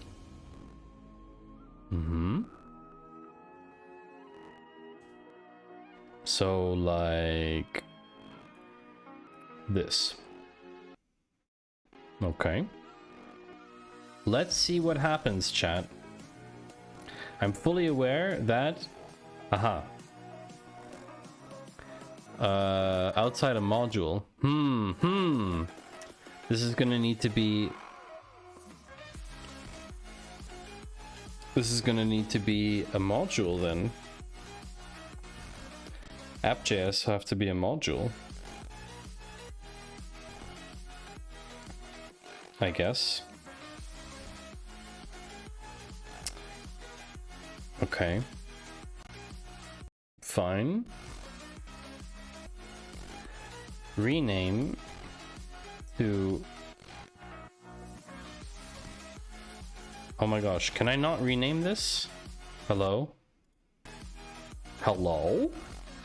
Rename MJS. Go to index.html, rename to MJS. Save.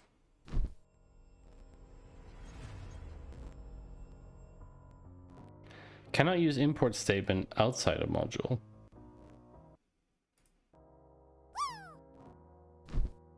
What?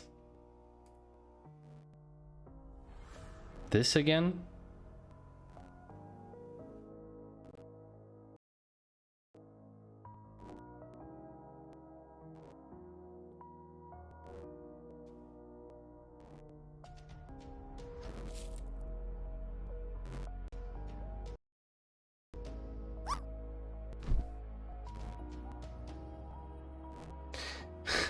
Your message wasn't posted due to conflicts. I don't know, Rugmat. Some stuff gets blocked. Oh, do we have to declare the type? Oh. I never did that.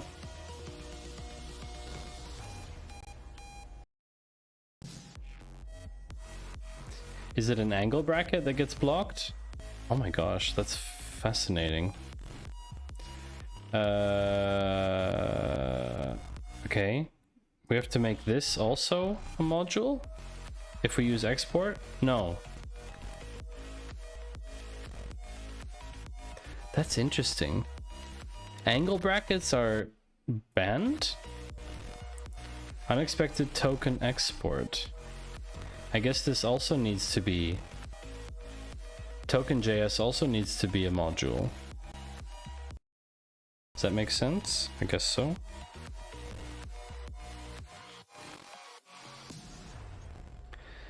Failed to resolve module specifier token. Relative references must start with either slash... Aha. Really?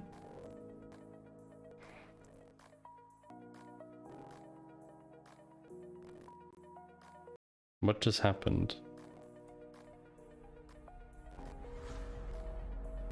Slash... What the...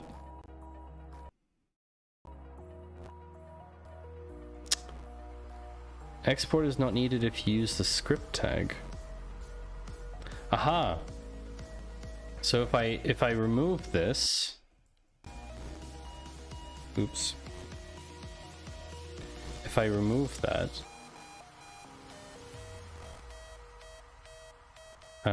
from token...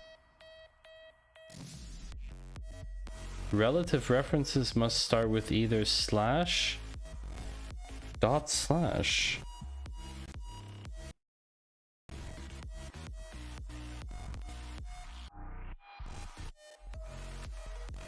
The hell is this?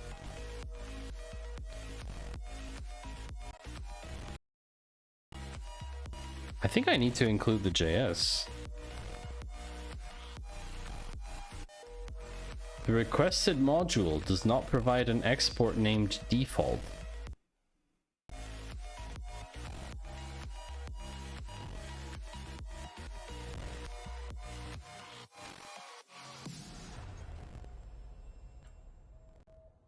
Yeah, okay, so it is dot slash.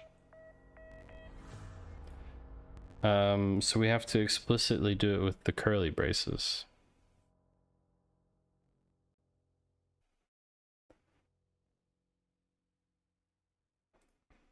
Ah! Oh! Oh! Okay.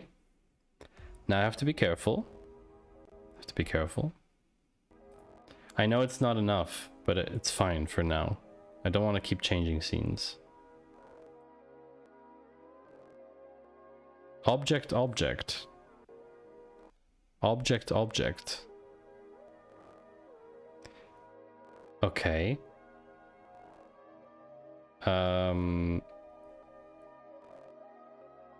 Let's refresh for a sec.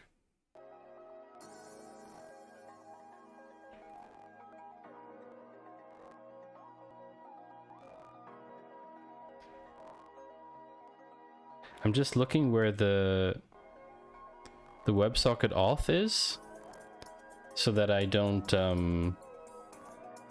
reveal it.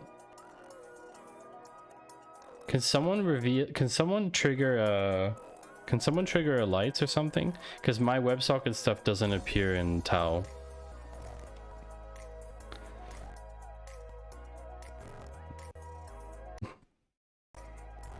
Because I looked briefly in the headers now and I didn't see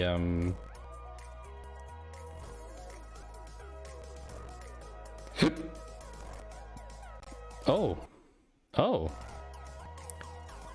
Okay. That didn't come through. There isn't an additional entry.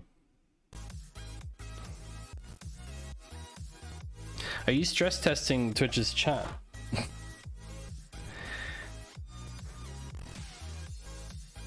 There should be an on message, but I think it's because of the promise. No? I feel like it's because of the promise.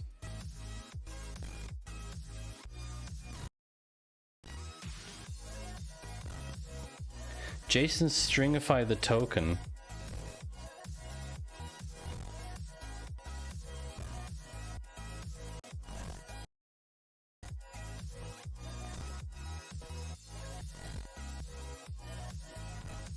Okay. Blurring.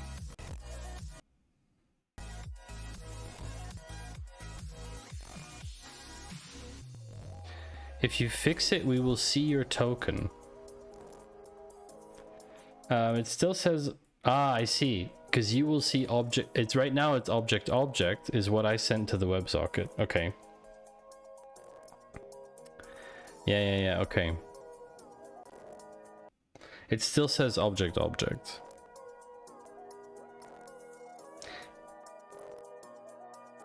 I look so sickly when it's red. Should stringify the entire message. Oh. My bad. So basically this without curly braces, or with curly braces inside. There we go.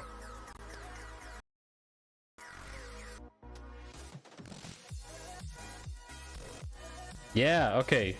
Good blur. See? Good blur. It's better. Look, I'll just do like this. I need curlies. All the curlies. So you can see the first couple characters, but it's fine. Curly bros! It works. Yes! I'm getting them. I'm getting them. They're arriving. Blue and saffron. Yay! Amazing. That's so cool. Okay, now that I get stuff from the WebSocket, I can put it somewhere every time, right? I know that you're gonna spam all this now, which is fine. So question. Can I show... Okay, stupid question. Can I send this data directly to Postgres?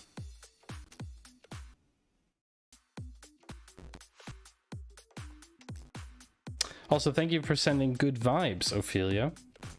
I appreciate that. And everyone changing the colors. It's good. It's really good. I need test data, of course. I need test data. That's why I made the light changing. Totally, that's the reason. That's exactly the reason.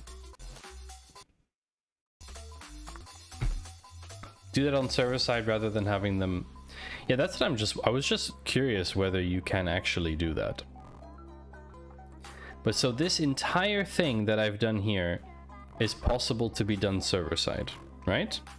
There's no reason why this has to be client side. It's just that I did it client side last time. So I could take this entire function that I've written and basically have it listen for... I want to have it listen for... I want to have it listen for the raid event. That's basically what I'm doing. So I think this whole thing could just go to server side. But then, this is still so confusing for me. How does the server side application know to keep itself open? You know what I mean? If I do node server MJS, then it runs my functions through, and that's it. It's done. And if there's a function here to open a WebSocket, does it just open the WebSocket and just listen the whole time? And then if something happens, it does something? Does that make sense? I think I need a break. At least this worked. I'm very happy that that worked. Probably leaked my key, I think. I don't know.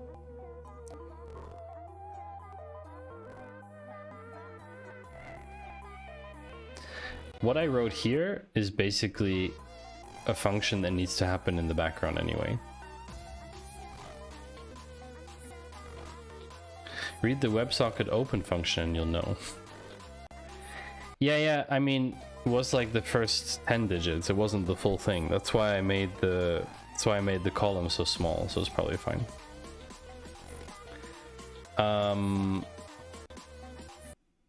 I can still go look in the VOD if I am worried, but I think it's fine. This function, in theory, also needs to be a thing on its own, actually. Basically, what needs to happen here is this is like a chatters read thing. This is to basically read chatters every 2 minutes or something. And then ultimately,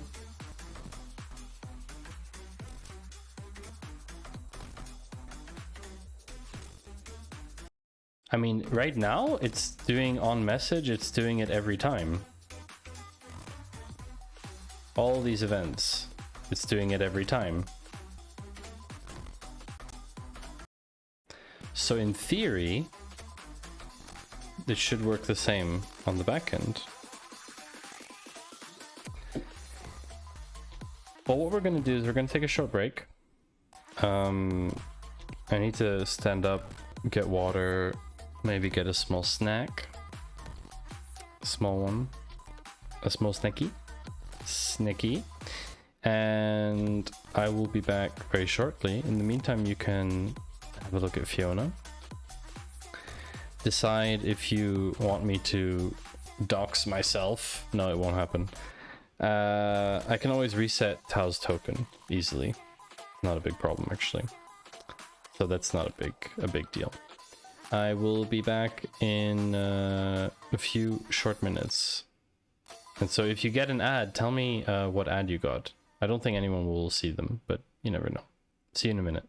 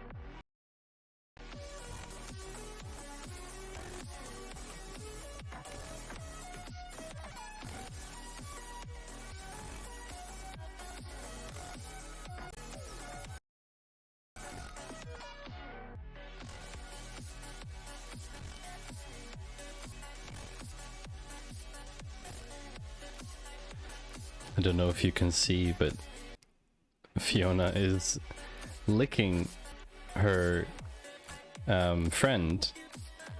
What she's doing there is actually giving her friend kisses.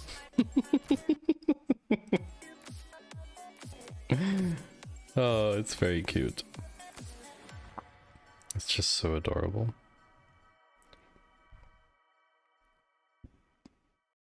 It's like her friend, so she's cleaning it. That's how bunnies like show affection. Kind of like with cats, right? Ophelia, good drop, by the way. Very, very impressed. Fiona's really... she's so funny with that. We've had to wash it a few times because it gets a bit like crummy. Or crusty? Crusty, yeah. Where she's been showing so much affection. It's really funny.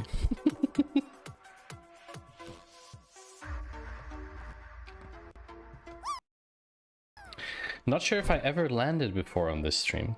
That would be also something fun to record, is like the data over time for the drops. Not only the high scores, but like every score.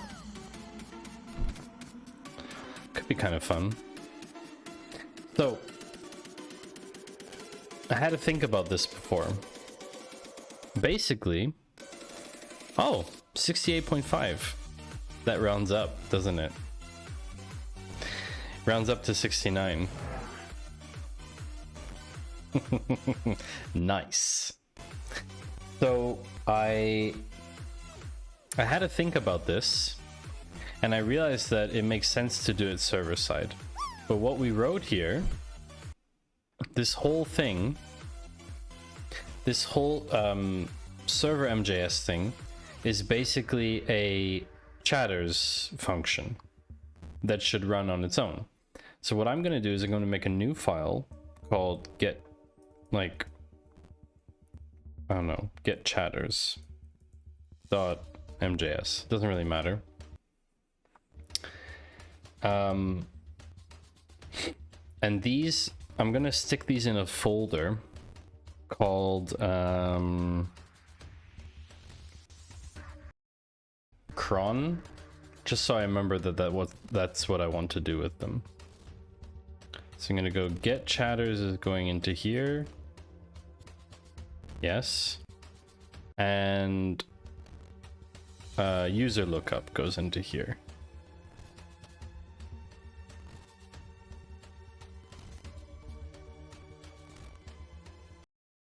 Okay. And what I'm gonna do with get chatters, basically I'm gonna copy everything from here. This is necessary, this is necessary, this is necessary, this is necessary, this is necessary.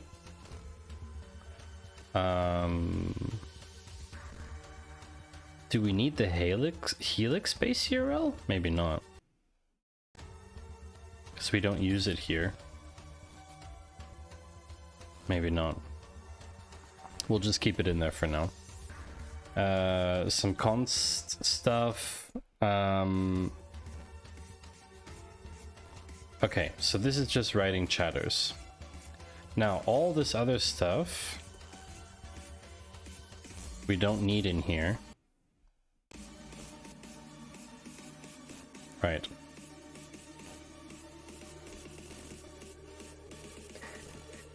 So, the first feature we are doing is called RAID decay, which means that we need to fetch user data all the time, which we're kind of doing right now. But it also means we need to detect the RAID happening so that we can then start a counter, kind of. So we know how many people come in with the RAID. We can also then kind of work out who came in with the RAID with reasonable accuracy. Not perfect, but reasonable.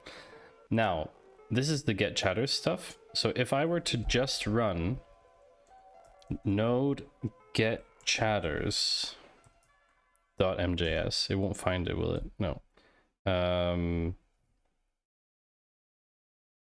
Oh wait, What? Cannot find module. Oh, right, yeah. Node in cron slash. Okay, so wrote 26 again. Perfect.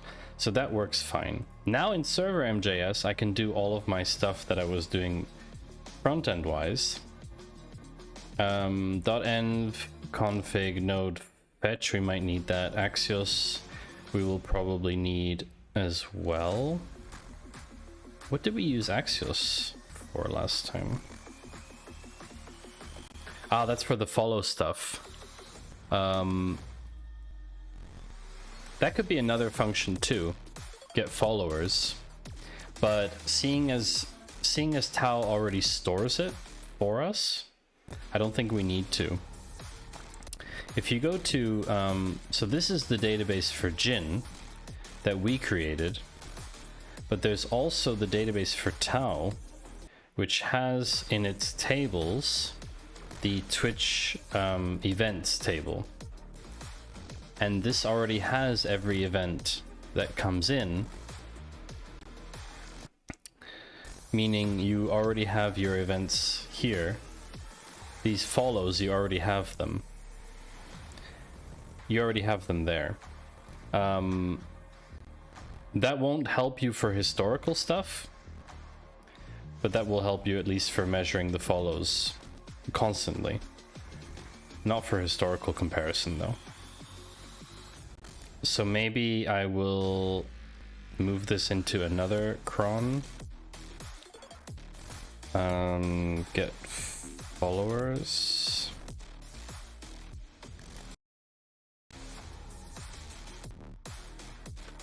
I don't know exactly.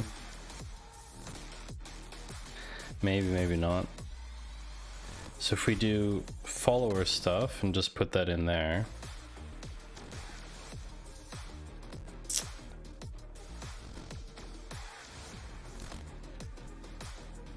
Ah, yeah, I had a message for Finite from Dust. Are both of you still here? Dust, it doesn't seem Dust is here anymore, but Finite I think is still here. Apparently, you can technically register an event subscription for raids that are initiated from a user ID. Not only to, but also from. So if Tau is running in the cloud, then before stream goes offline, it would still get, I mean, it doesn't really matter if stream went offline before that or not. It would still catch that event. I mean, still, it would catch that event if you have an event subscription. So that's something maybe to add to Tau. I don't know if that's something. You know what? Fine, I'm gonna send that to you later as a Discord message if you're not around. Otherwise, just give me a sign in chat if you're here. So what I want to do now, I want to detect the raid. Open up the pool. This is all fine. I might need to call the chatters function explicitly at that time. So let's leave that in there for now.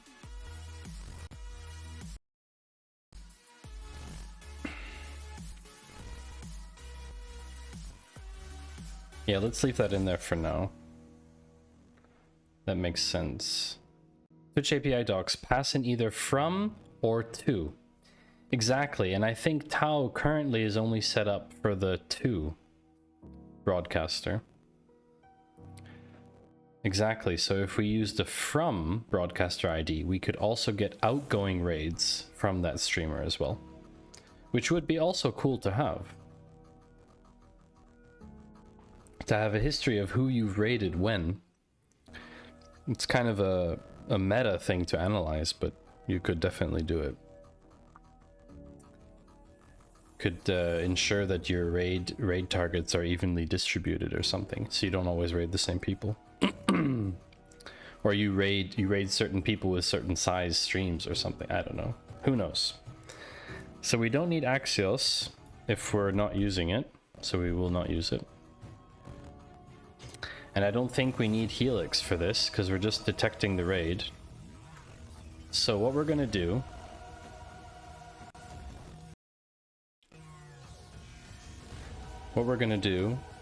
is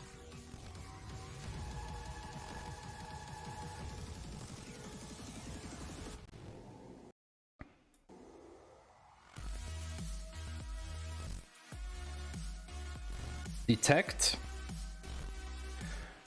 when a raid happens by listening to the WebSocket. Upon a raid,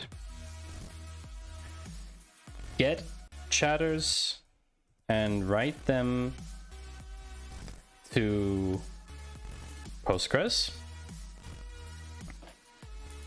It's snowing? Really, J. Walter? I mean, in Sweden, not here. I don't see it snowing here. That's cool though. I miss snow already. We didn't really get any snow this year, which is weird. I mean, it's February. It should have snowed by now, properly. And it's funny that we have a song called Till Sunshine. So detect when a raid happens by listening to the WebSocket. Upon a raid, get chatters and write them to Postgres. So in addition,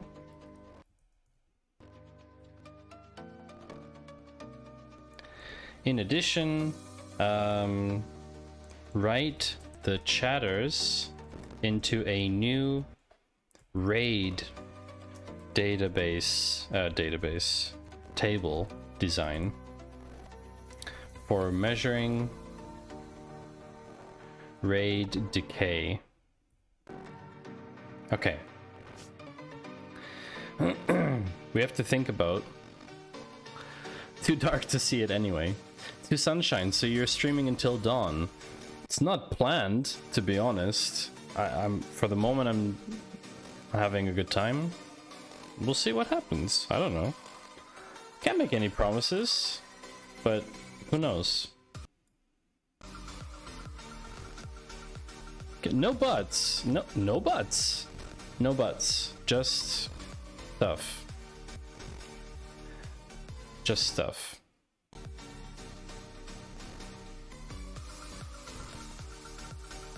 Snowproof in Discord. Oh, cool. I'm gonna take a look.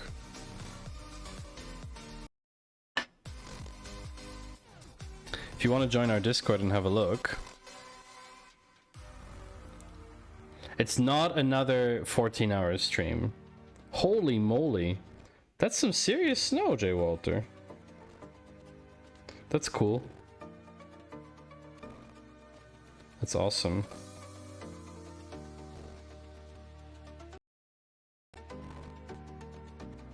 That's really cool. I wish we would have I wish we would have had snow here properly. Down in the kind of low area where we are. I really would have wanted to have proper snow, but I just don't think it's gonna happen, to be honest. Sweden being Sweden, just throwing out the snow. Yeah, exactly. It's just unlikely to happen down here with weather being the way that it is. I just don't think it's gonna happen, unfortunately.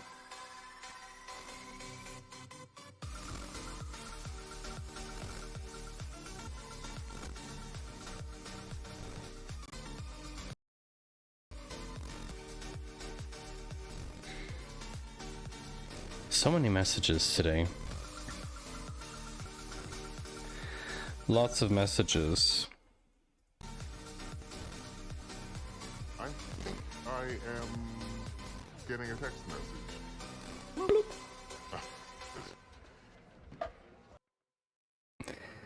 Okay, so it doesn't snow very often here either, but if it does, the city is completely white. Ooh, we know this track. Chile. So I want to, when a raid happens, I'm gonna have to have some new kind of table design to take the chatters at that time into some kind of raid decay mechanism. Count number of new chatters. Nice, J. Walter. Go get some nice video of the snow. Count number of new chatters from the raid. Compare with the raid number for accuracy. Accuracy. And then track this cohort as a raid cohort. That's basically what, this is the core of the feature. This is truly the core of it. So if we go to app.mjs, we can basically take this entire thing and copy it.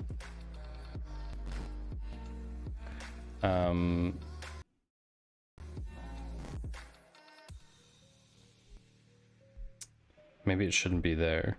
It should probably be async function get user data. That's fine. I'll have another function here. I don't know in terms of like function design whether this is a smart move. Async function that returns a promise.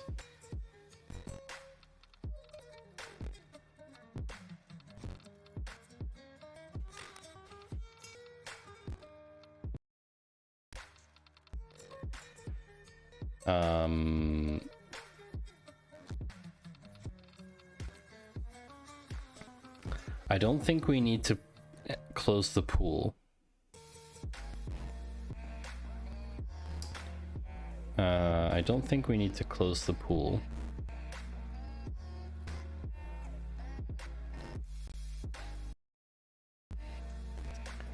So basically, new WebSocket, blah blah blah. Here's the if condition. I already wrote one, look at that.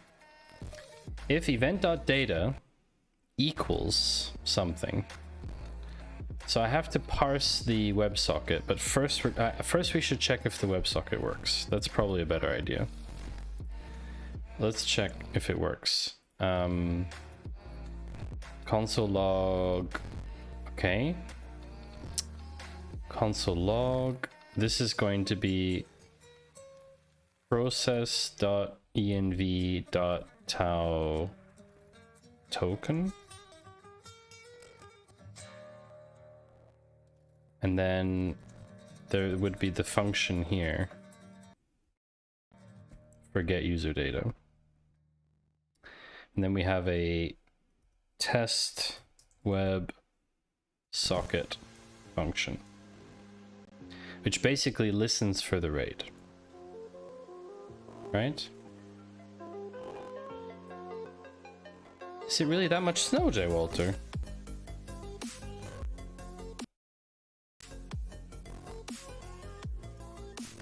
I feel like the formatting here is off. Okay. Node server.mjs. I'm not expecting this to work. Ah, yeah. WebSocket is not defined.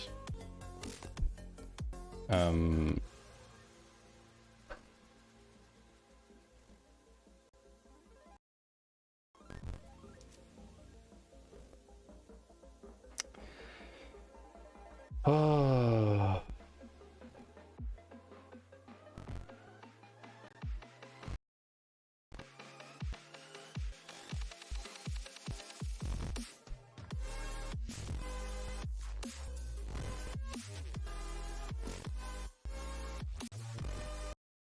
Why doesn't this work server side the same way?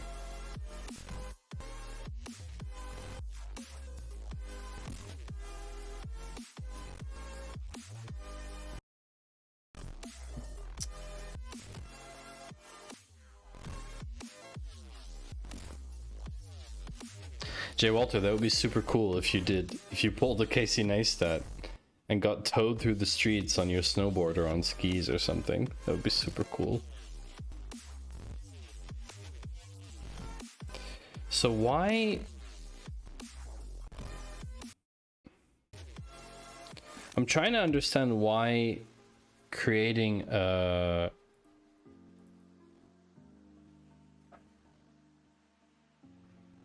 Is it because the WebSocket already exists? No, we have to create the WebSocket. It can't just listen to a WebSocket that doesn't exist yet. At the moment it's just an endpoint on a server. New WebSocket. WebSocket is not defined. Is the syntax different when it's server side or something? I have to read something on this. Node.js WebSocket. Too bad I don't own a snowboard or know how to use one. Huh. Really? I also don't have a snowboard or skis. And I also don't technically know how to, how to snowboard. I was learning a long time ago, and yeah, it didn't go very well. var socket equals a new WebSocket. Ah, hold on. I know why. Because we didn't import WebSocket. That's the problem. Did we even install WebSocket? That's the other question. Ah, yeah, okay. I only own a pair of cross-country skis, not quite as cool as a snowboard. Hey, cross-country skiing is pretty dope. Okay, so this is a message. So every event that comes through now should technically trigger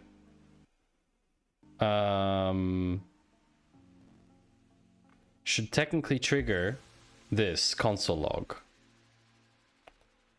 Everything on the WebSocket should technically trigger that. How can I see the WebSocket data itself now that it's on the back end? Is there a way to monitor that other than console logs?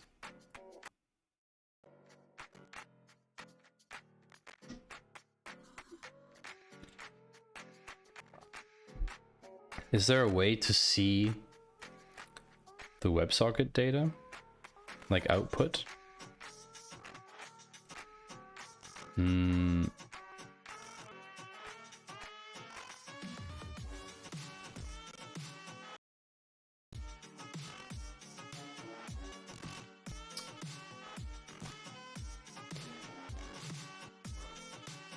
So I just have to console log everything basically.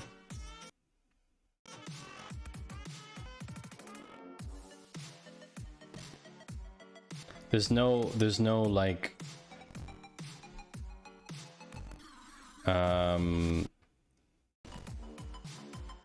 or stuff it in Postgres, yeah. I guess console log is probably fast enough. Use the debugger. Oh, I didn't expect that drop. Did not expect that. Okay, so what we're gonna do,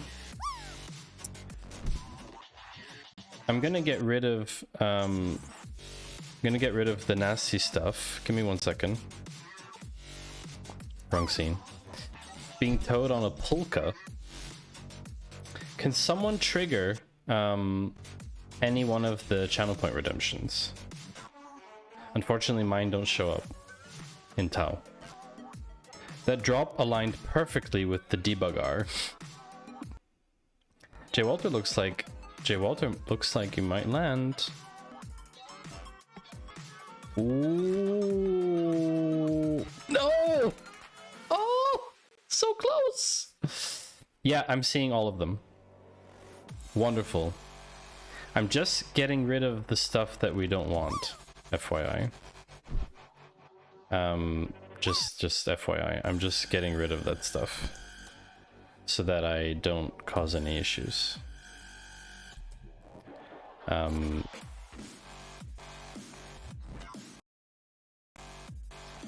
We don't need this.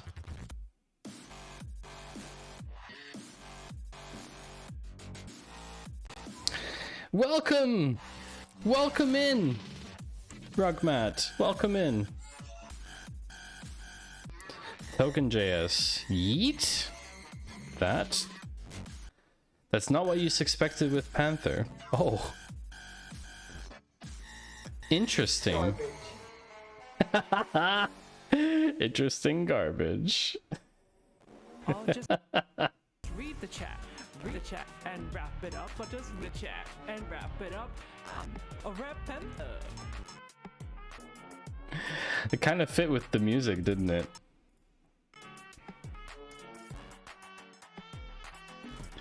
That was pretty cool. Okay, so we can get rid of this for the moment. I'll also close this. So you've all been extremely efficient. Thank you very much.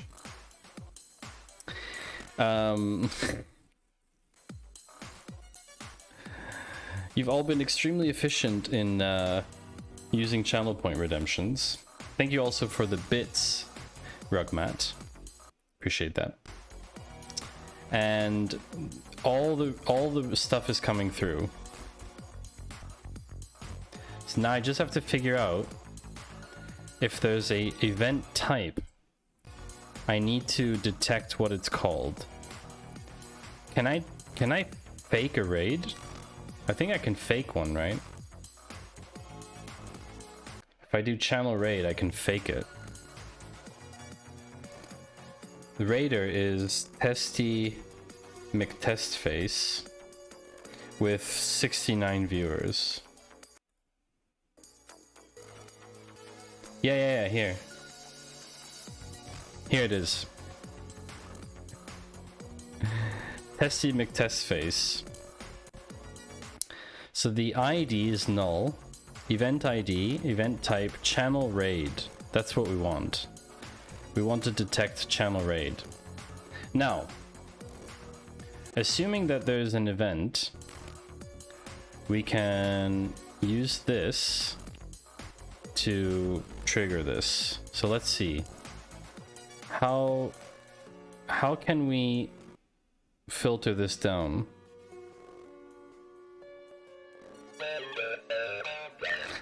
Walter is rating with party of 1. Thank you, Jay Walter, for the raid. I hope you had a great stream. Oh my gosh. 128 is rating with So party many of 1. raids. First of all, let's do a shout out for Jay Walter. Jay Walter, show some love for Jay Walter. Last streaming, absolutely nothing. Jay Walter, you were streaming absolutely nothing, but I know that you are a streamer. Congratulations, and thank you for rating me. I hope you had a good time streaming absolutely nothing. Steffi, you were last seen streaming at twitch.tv/Steffi128. That's not true. But Steffi, thank you very much for the raid. I appreciate it. I appreciate both of those raids. Are there limitations on how often you can raid? Is it every 30 minutes or something? I know there's a host limitation. I don't know if that applies.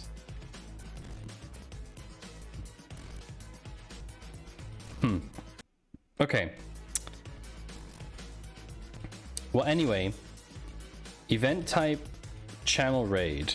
That's what we're going for. And I'm not going to build a chart from that. So the event type should be like this.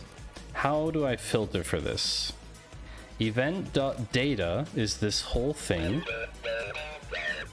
Walter is rating with the party 1. Double raid! Steffi 188 is rating with the party of 1.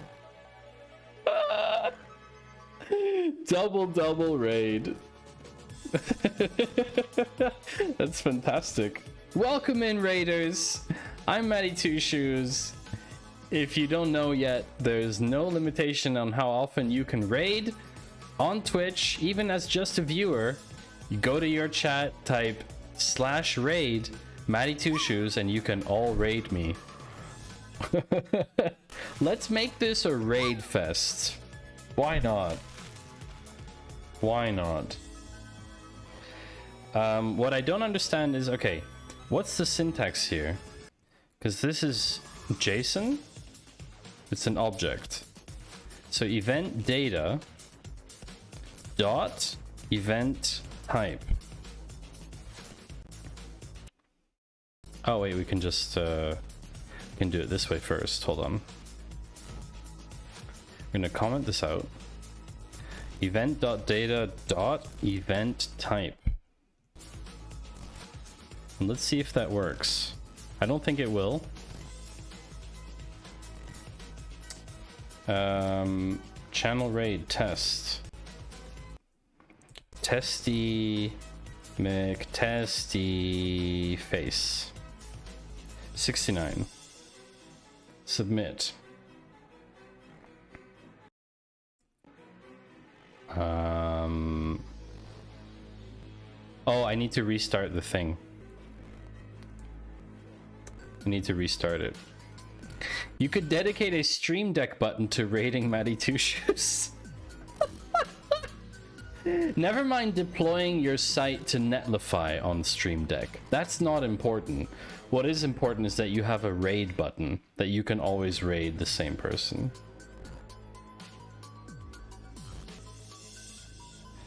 Ah, undefined. So that doesn't work.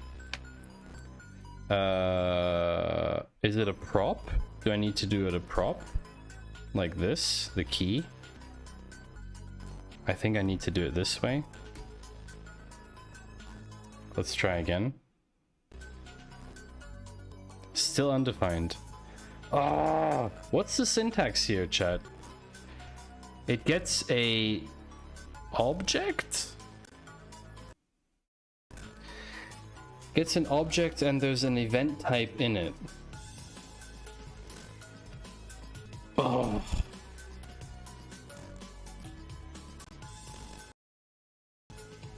Why doesn't that work?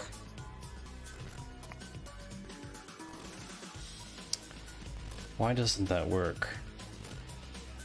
Is it because of the... Ian, let's see what you got.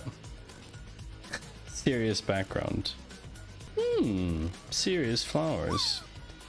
I mean, a raid button for Maddie Two Shoes with the name written out already would surely be of advantage for the person having that Netlify button. Oh, burn! Burn! Bruh. That's a burn. Hey, that noob! Welcome in. Welcome in, noob. Welcome in, my friend. Welcome in. I do not know how to access this data type from the WebSocket.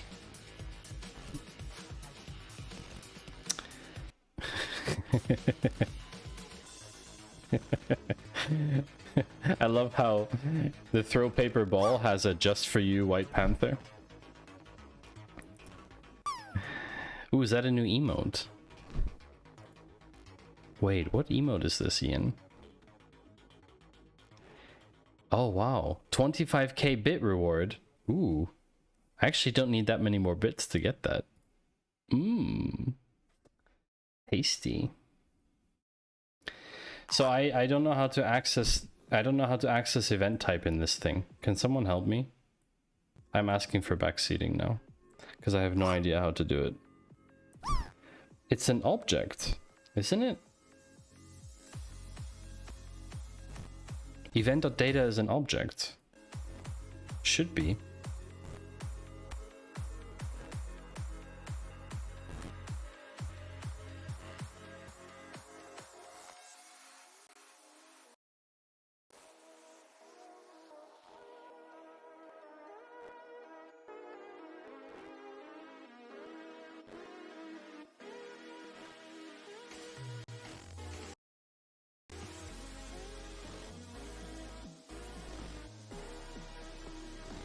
I don't need to... probably need to put it in a var afterwards. Although it's already technically in a var. Event.data. Use the debugger! Debugger! Debugger man! How to debug? JSON parse.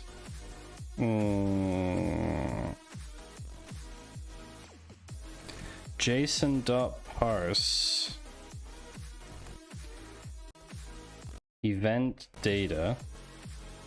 Then it's a JSON object, and I should be able to access the key.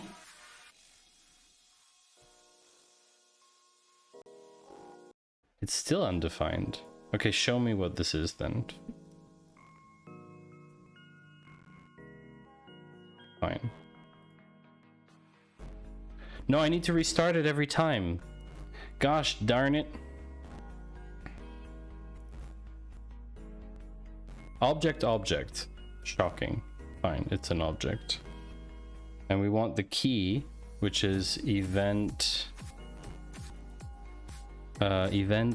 type. Noob, how are you doing today on this lovely day?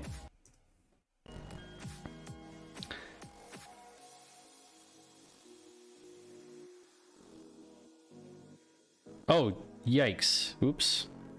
This is a message. Event type is not defined.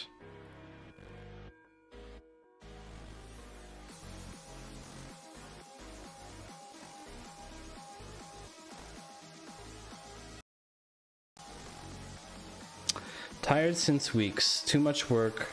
Too much to do. No sleep. Anyway, how's you? Oh, this week was really tough for me.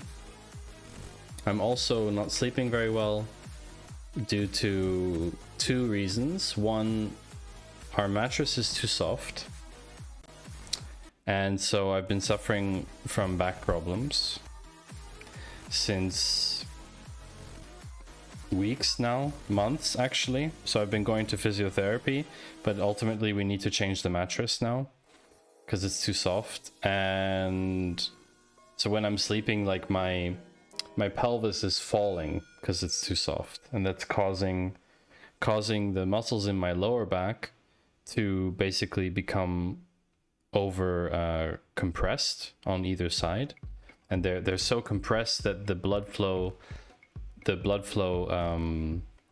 slows down, and then it makes the condition even worse.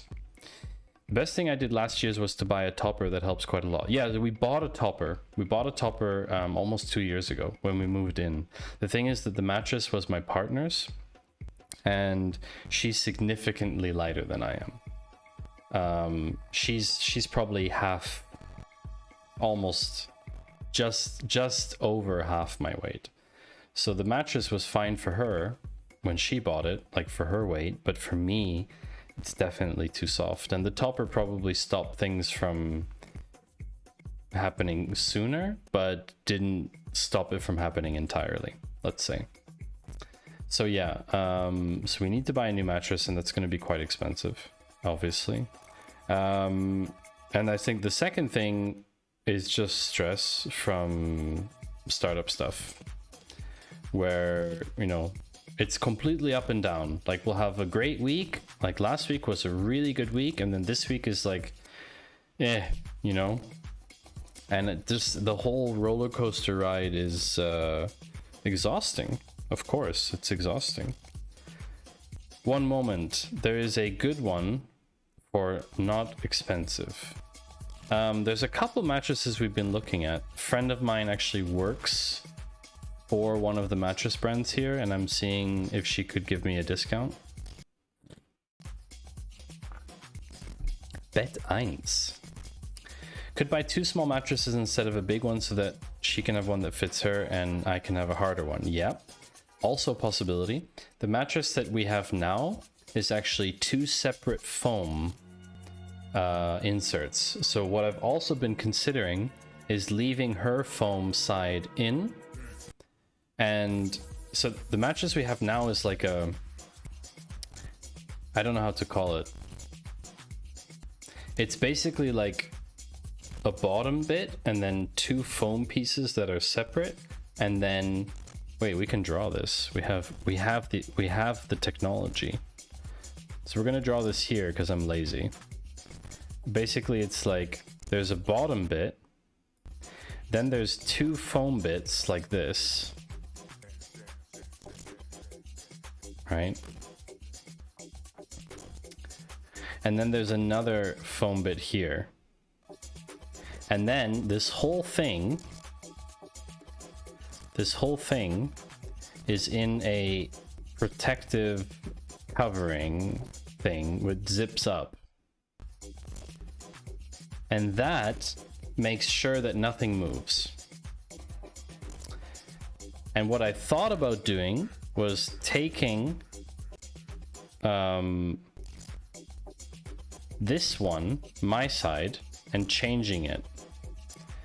But it turns out that this thing itself, that foam bit itself, isn't possible to buy on its own. You'd have to buy everything around it.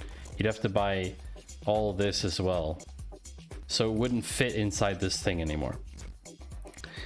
So that is, yeah. So ultimately we either buy one of those like this, like you said, Steffi, we end up buying basically two mattresses. Oops. Garbage. We basically have the decision to buy one mattress for me and then another one for my partner, like that. Which the problem being that over time, what tends to happen with that, which I know because my parents have that set up, you tend to get a sag on one side because the mattress is built in such a way that it's not built to take a lot of weight on the edges here. So it tends to sag in the middle, and then you keep flipping them. You have to like flip them quite often. This is one option. The option that I'm currently favoring... hello? Can I not erase this stuff? Also, I'm sorry, this song is just weird. We're changing it. Whoever made that song, I'm sorry. I just don't like it. The option I'm currently favoring is getting a mattress like this, which has basically one entire zone inside it. It's like this. I don't know if this explains it well, but it has these zones inside that when someone of my, let's say, mass lies on it, then it compresses, and it has like, oh, that you can't see that. It compresses into the spaces, so it supports the weight a lot. And then with someone who's smaller and lighter, like my partner, this is obviously a side view from the feet, right? There's obviously 2 feet here, okay? When my partner is lying there, what happens is it's only using the tops of these support things, which are soft. So basically, for me, because of my weight pushing down, it has more resistance, and for her, it has less resistance, so it feels softer. It's really interesting. But this mattress is like major dollars. Yeah, memory foam, exactly. It's basically like a memory foam. The more resistance you put on it, the harder it gets, sort of. It's pretty interesting technology. Anyway, I digress. Thank you for the tip, noob. I'm gonna check that out. I am probably not gonna open it on stream because I'm afraid of ads. I feel like there might be a lot. Maybe not. Maybe not. The other thing is that, well, that's a very nice website, I have to say. I'm very surprised by that. The other thing is getting a mattress out of Germany has its own level of complication for us. We'd probably need to pick it up. I don't know, maybe we can get it, maybe we can send it to us. You have one of those? Cool. Okay. Hmm. They have a very good score on Trustpilot. That's cool. Are we shopping for mattresses now? Anti-cartel. Ah! That's interesting, noob. They fight against the mattress cartel with those prices. 2 Härtegrade in einer Matratze. Ah, so you flip it for a different... Ah, that's cool. That's cool. Bodyguard. Okay. That's really cool. Very nice imagery. 100 nights for free. You can send it back. Huh. You feel very sleepy now, Jay Walter. What? 199 a mattress? That's cheap. That's very cheap. That's, wow, that's extremely cheap. Okay, my card is empty because... Do they have a large one? Okay, so you can get a 180 mattress. 180 by 2. Oh. Okay, that's pretty cheap. That's really not expensive. Honestly, Pretzel, what's with the volume? There's some tracks are just so loud. Really. That's really cool. So yeah, we could try like the hard one, and if it's too hard, we could always go to the other level. It's really cool. I'm actually wondering about the Fasand though. If the shipping is for free. Ah, here, yeah. Deliveries to other countries on demand. But the thing is that I have an address in Germany that I can send it to. That's the thing. And I can go pick it up from there. Do they have a bet one? Is there one in Sweden as well? No way. Oh, that's something else. That's fun.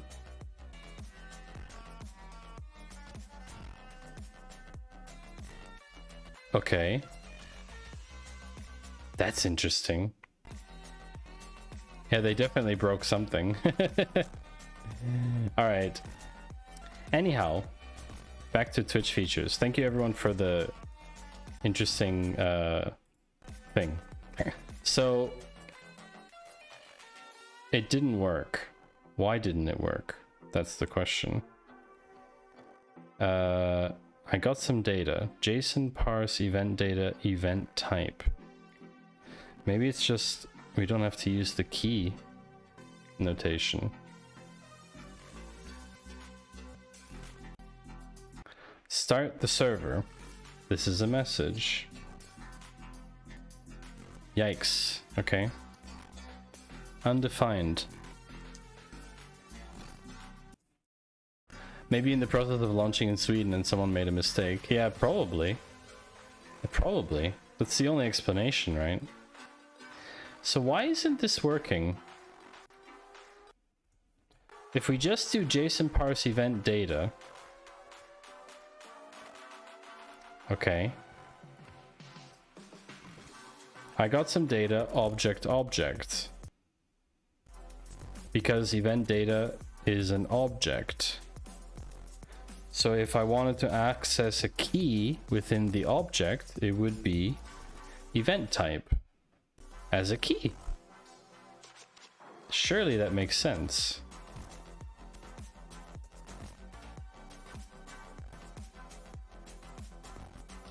Huh. Event type is not defined. I'm confused. I don't get it.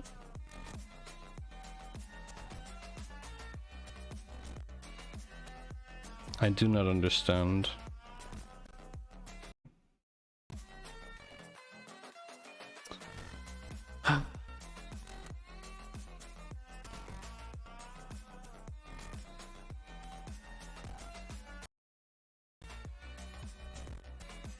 Object.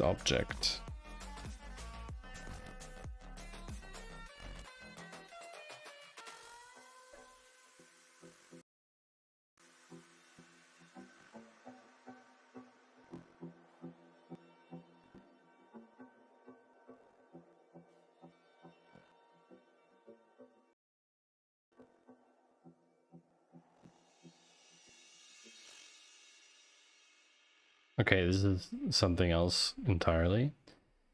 WebSocket data parsing 2012. That's a bit old. JSON event-based convention for WebSockets.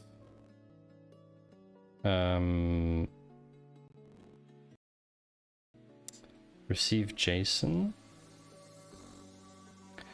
WS Node.js events parsing.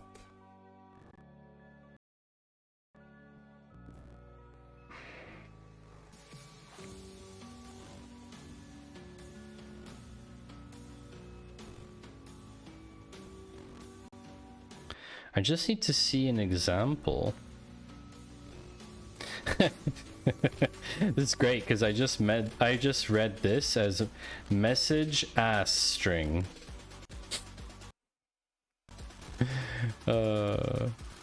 Message.sender const outbound on close. Don't they have an on message? Here we go.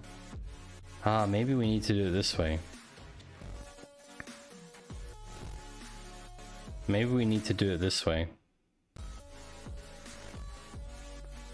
Maybe we need to do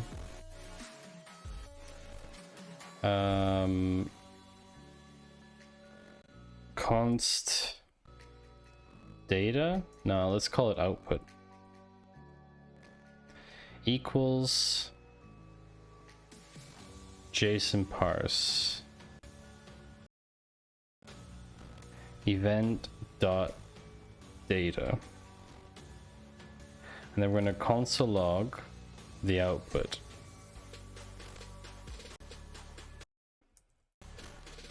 Like that.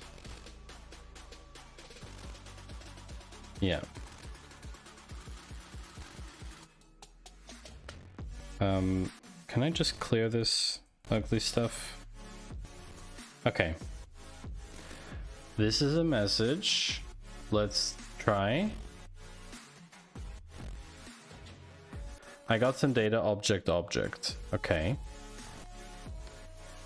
JSON parse.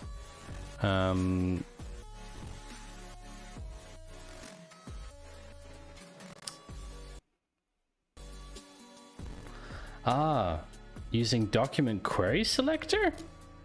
What? No. This is weird. This is something else. On message event. You might notice the syntax here is slightly different from server-side WebSocket code. That's because we're using the browser's native WebSocket class. Aha, okay, that's different. Message body is JSON parse event.data. Cursor equals get or create cursor for message body. Okay.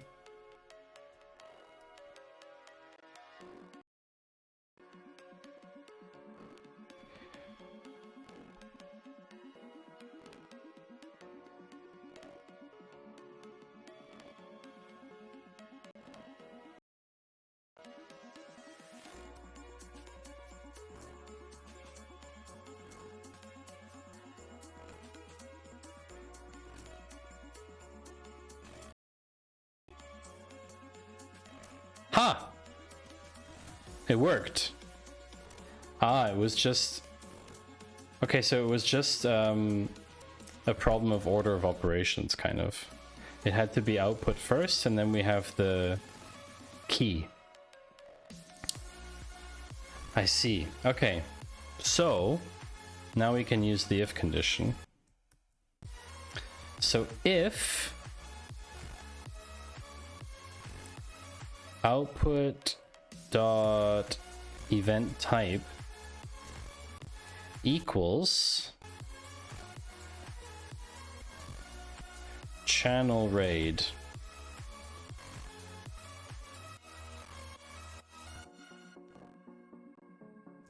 we don't need the key anymore. So if the, I don't know if this is a good variable name. So if this is channel raid, then what do we do? Console.log. Oop. Okay, let's test it out. Node server MJS. Somebody redeem. Oh, hold on, no. Before someone redeems, let's try something else. If else console.log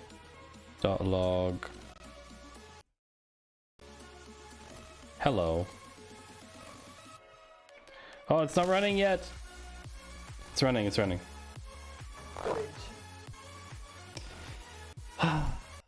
It's running. I think we were too late. Hello. Ah, time warp scan. Do you want me to redeem it, Rugmat? And you can tell me how you would like the time warp to take place. But yes, that worked. Wonderful. Something else that isn't a raid. Oh, sideways? Yeah. With any like decorative elements. Console log. It's a raid. Just raid. What are the options, sir? Basically any of the decorative items that I usually use on stream. So googly eyes, GDPR glasses, sunglasses, nerd glasses, steampunk stuff, tiny hands, all that stuff. Wiggle with googly eyes. Okay, I'm gonna reject your hands on them until afterwards. You can do that later if you want. I'm gonna save this. We're gonna get rid of that, and we're gonna keep this running. Okay. All right. Time warp scan. Let's see what we can do. So we want a. This one was top bottom, and this one was 135. That's not sideways. We need to do probably 90. That's going to be right to left, I think. Yeah, it's going to be like this. Like this. Okay. I'm ready. Also, I don't know if you all saw what I'm wearing today. Merch, yo! Panther merch. If you're interested, use the merch command. You can also get cool merch. Again, another terrible song. I'm sorry. No offense to the artist. Or artists. Did someone say wiggle? Here we go. I will have to time this very carefully because I don't know if this will work.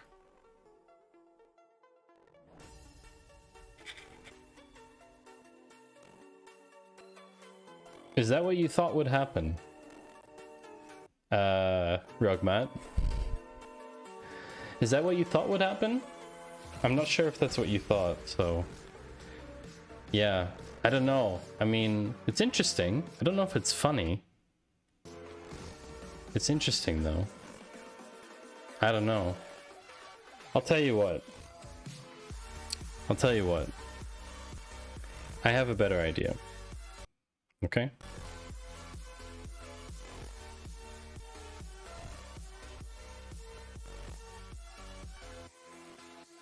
No, didn't work. Let's try again.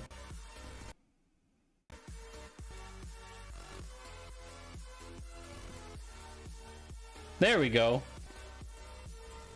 There you go. I'm happier about this result. Is that something you can live with? I'm a lot happier with that one. We can try another one.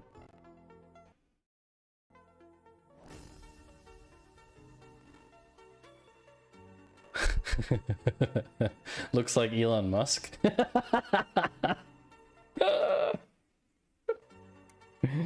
Gotta say, the time warp is really a fun thing.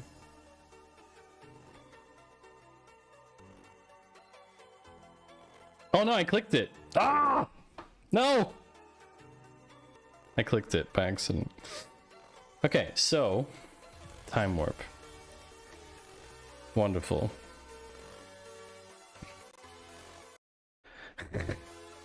Something else that isn't a raid. Yeah, so now we can test the raid. Raid. Awesome. So when the raid happens, I want this to trigger my get chatters thing. What did I call it? Get user data.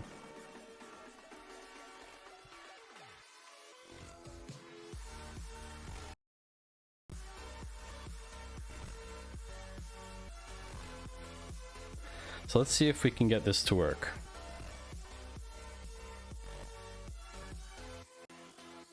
Hello? Okay, node server MJS. This is the message. Raid. 27 users written into Twitch chatters. Nice! So it works. It works exactly as I intended. And this would happen every single time there's a raid. Now, of course, I need to start thinking about getting the raid ID and stuff like that. So I need to figure out what else is in the event data. So let's console log event.data. Okay.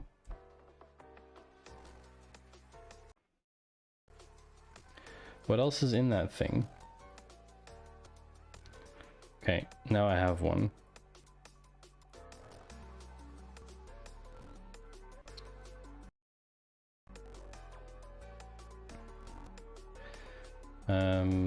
Let's just get rid of this. Okay, so this is the data I have. Can I prettify this?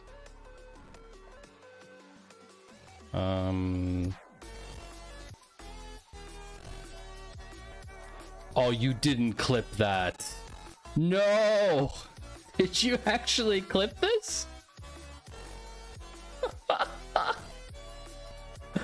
No! Why? Why would you clip that? Why would you clip this?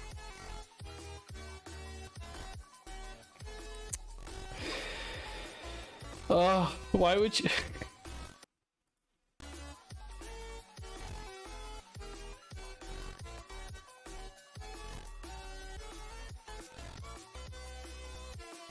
Oh no, you double clip.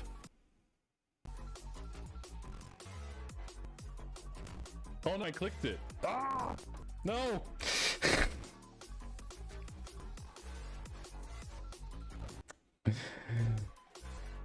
Oh no, I clicked it. Ah!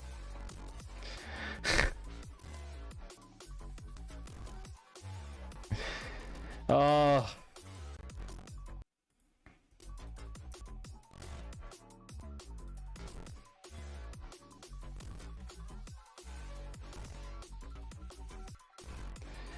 Okay. Okay. So there is no ID for the raid because this is a test. There's no ID for this raid because it was only a test raid. Also, this is a nested object. I need to like comment this out because it's gonna cause chaos otherwise.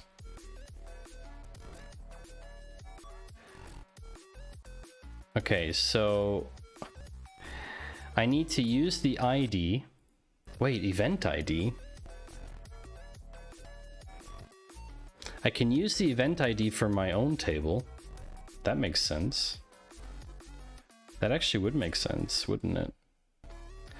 I can use the event ID as my own ID. Would it make sense to just take everything and plop it into the database at the time and then figure it out after in Postgres? Hey, Seke! Nice to see you. How are you doing today?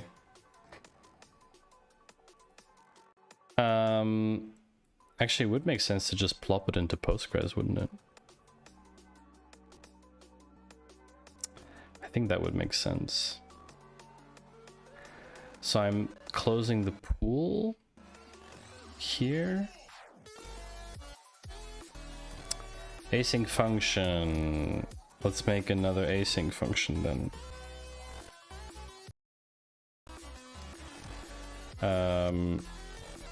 Write raid data.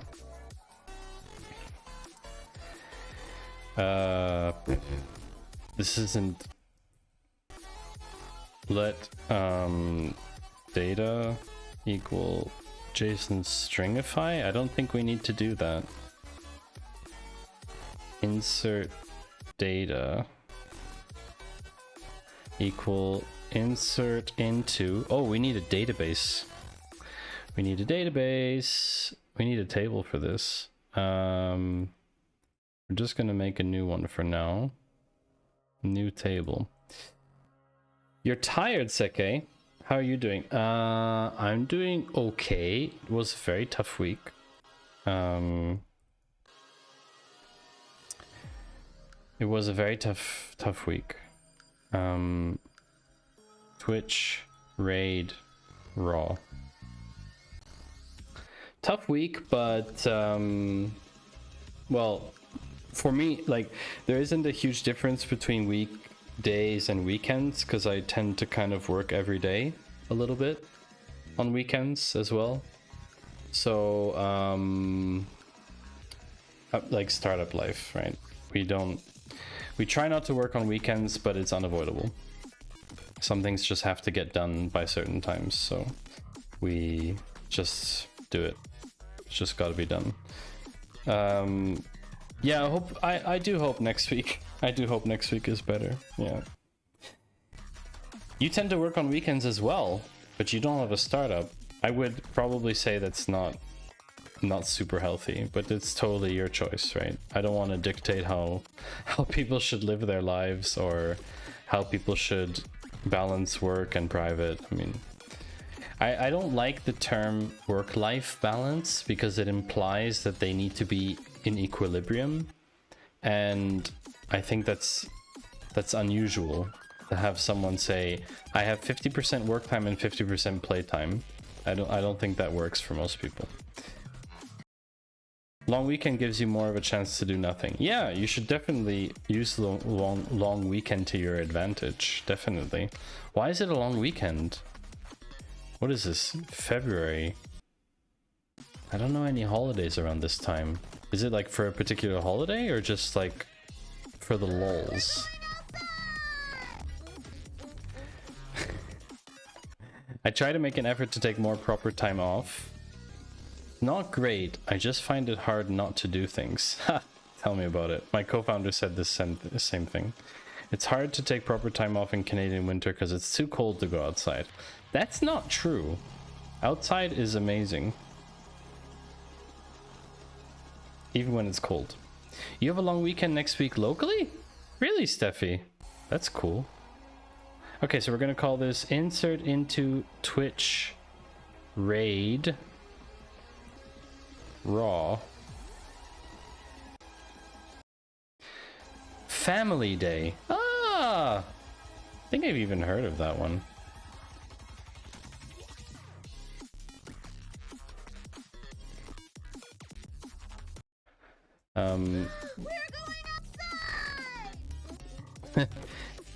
Yeah, it's just a lot harder to motivate myself to go outside when it's -18 and windy. It's all about your attitude towards the cold. I love cold weather, so it's not such an issue for me, but I understand, like, if you inherently don't like cold weather, then does this play every time you say outside? No, there's a timeout. But if you say outside the timeout, then yes. We need to make a column in Twitch Raid Raw. We need to make a column. We're gonna call it raid data, and it's gonna be JSON B. I think it's gonna be JSON B. I don't know if it's gonna be correct JSON B, but we'll find out. You like cold weather, but only to an extent. Fair enough. Okay, so we have the Twitch Raid Raw table where the stuff's gonna come in. That's fine. So if I trigger another raid, yeah, 28 users written into Twitch chatters. Okay, so what will happen? Carnival, Colonia, Rose Monday. Wow, I don't all these holidays. Insert data. Console log. Users.length. I'm just gonna put raid data written into Twitch Raid Raw. Technically, you don't need to return anything, right? You can just return to end. I think. Yeah, I think you can just return. Okay, so we have a write raid data, which we can insert as part of this async function here, assuming that we get user data. Okay, we're gonna call this raid data, actually. Although it's a more generic function, I don't think we should do that. I think we should just execute this directly. So basically, there's a get user data function, and then after that, I know the order doesn't matter because it's async, but I'm just thinking that way. So I need to close the pool somewhere later. Oh, the formatting is all off here. Okay, let's not look at that for now. Insert into Twitch Raid Raw. We're gonna call this column is called raid data. Raid data.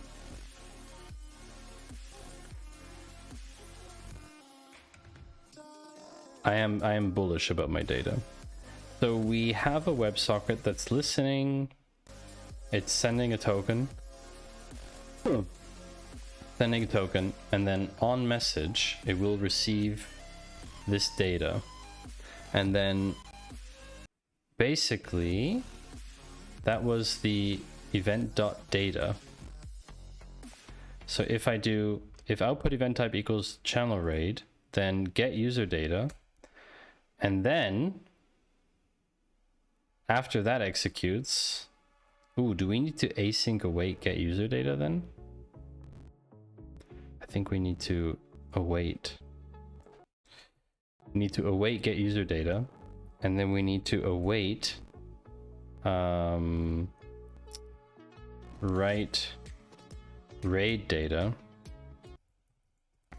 with basically raid data as a thing, but we're just gonna call it data here. And the data const data equals event dot, wait a second, it's just event data? Ah, but it's not... I don't know. Let's just try with output and see what happens. Okay. Unexpected reserved word. Can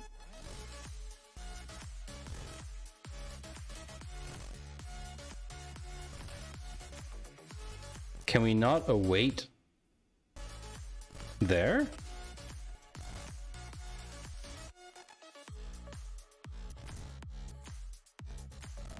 Async function test WebSocket.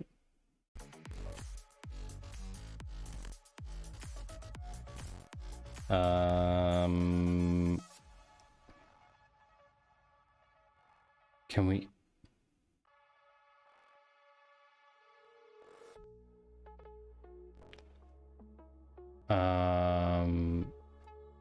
Const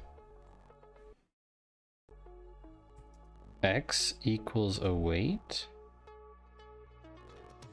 I wonder if that shouldn't change anything though.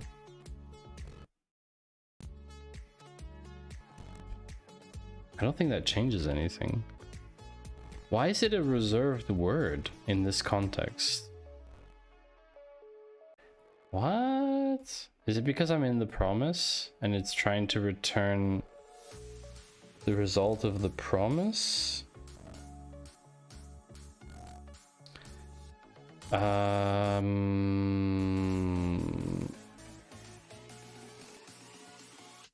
Is that why?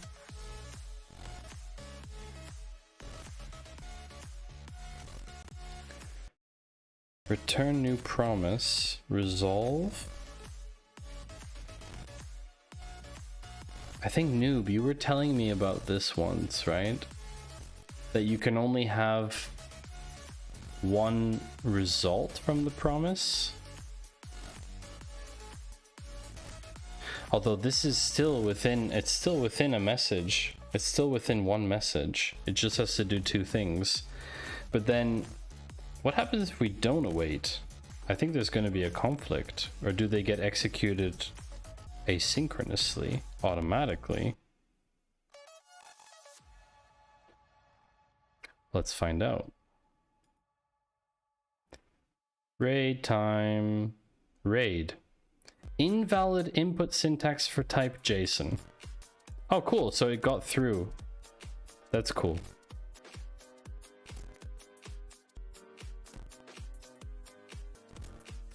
Okay.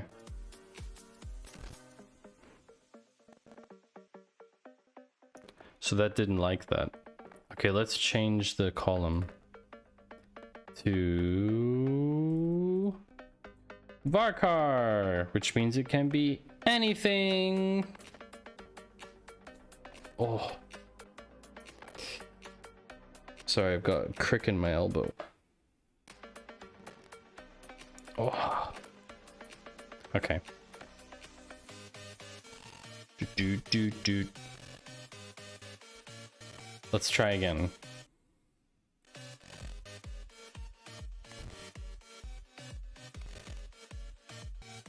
Raid. Users is not defined. Line 62. Excuse me? Oh, whoops. I don't need that.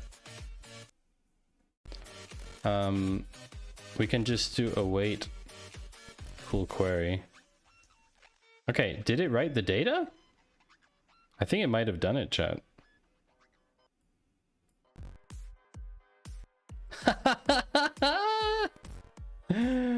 Amazing. Absolutely amazing. Now we know exactly everything we need to know about the raid. I put my faith in data, information. Ones and zeros never lie. That's right. That's exactly correct. Ones and zeros never lie. Okay, so The problem is the parsing of the thing, which is here. JSON parse, which is the output. But if we just say event.data without parsing it first, maybe chat. Let's try. Submit. Raid data written into Twitch raid raw. 29 users written to Twitch chatters. Ooh. Blabber knockers. It works. Oh my god. That's actually insane. That's actually insanely awesome. There it is. Everything about the raid is there. Now, those 69 viewers that came in with that raid, obviously it's a fake raid, just FYI. Those 69 viewers that came in with the raid, we would parse all of that out. And because we have an exact timestamp as well of the Twitch chatters, and we also need an inserted at. That actually makes sense. So we need a new column with inserted at timestamp, and the default is now. Execute. So now that we have an inserted at, essentially what we can do, we don't have a noise meme, noob. We do have...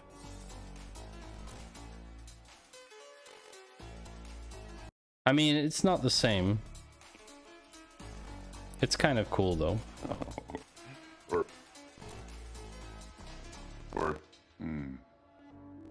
Yeah. Wow. That really blew my mind. Like, I'm gonna delete these.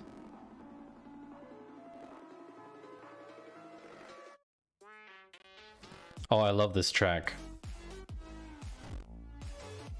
It's a bit quiet, the music, isn't it?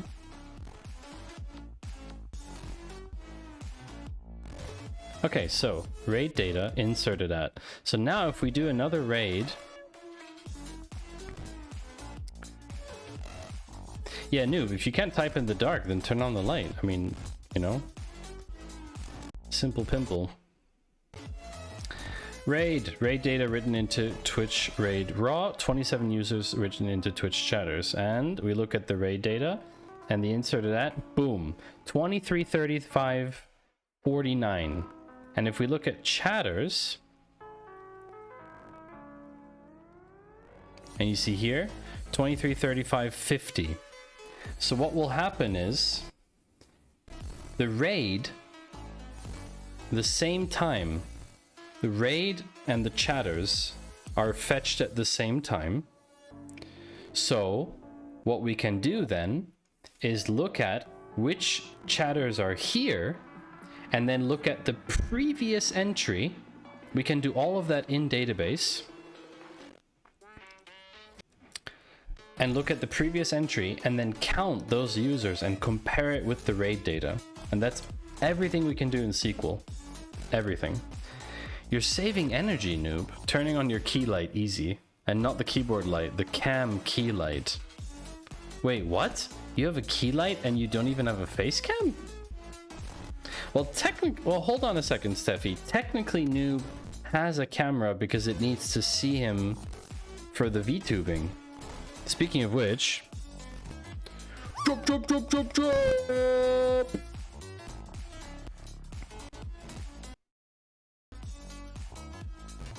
Did I do a good impression, noob?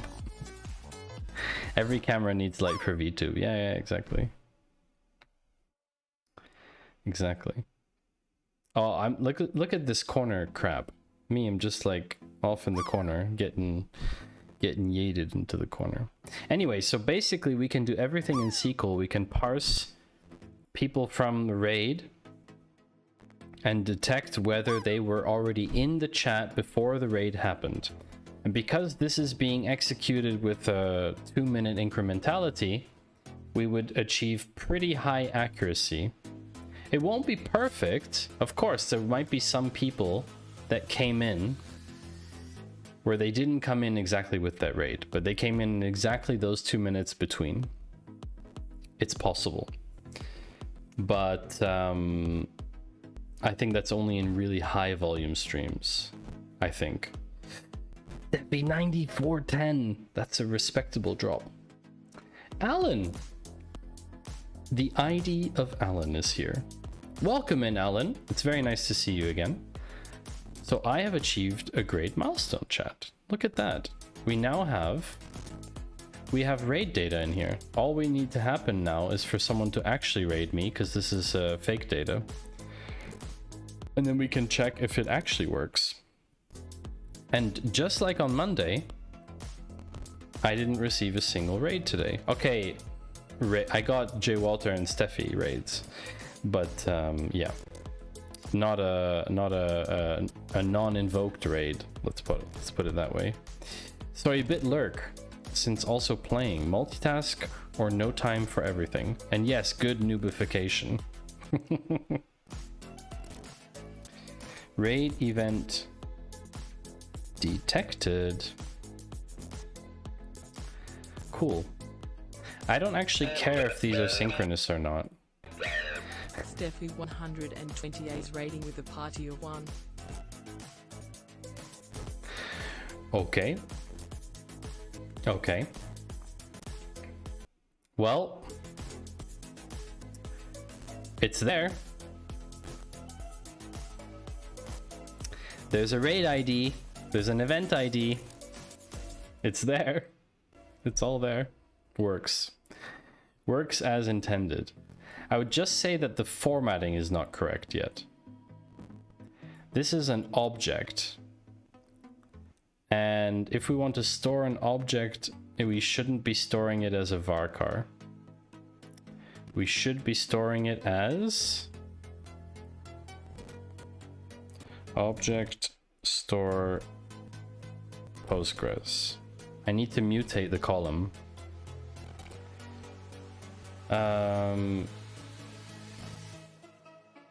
It's not a binary, it's an object.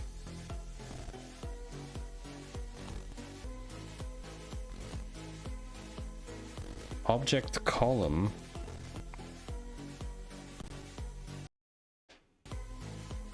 Or is it just JSON?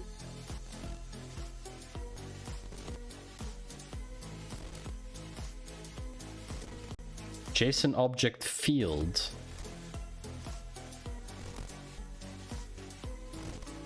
Maybe we can mutate it. Let's try. Modify column. Let's see if that works. JSON B. Execute.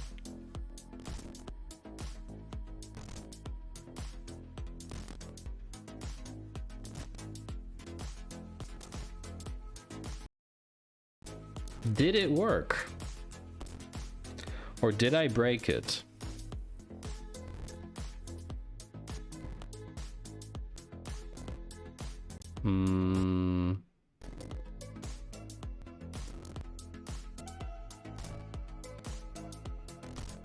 Oh. Seems good. Yeah, now it's correct. Now we can actually access those values using Postgres' native JSON capability. So if you do like this, you can access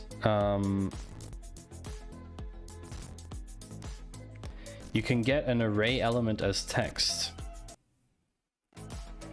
Basically, if you say something like Twitch raid raw, where's the console? Chatters, users raw, users meta, console here. So if let's just get rid of this for a second. if we do select star from Twitch RAID raw, and we do RAID data, we don't even need to use the cast because it's already JSON, and we say we want event ID. I think we need to put it in quotes. Yep, there you go. So there, directly in the result, this is how you access JSON in SQL. And then you just call it as event ID. Boom. Easy peasy lemon squeezy. So you do that for all the props, like we saw here. You would do that for all the JSON keys. So you would do that for the ones that you want. So like event ID, I don't know, event source. I don't know what the event source is.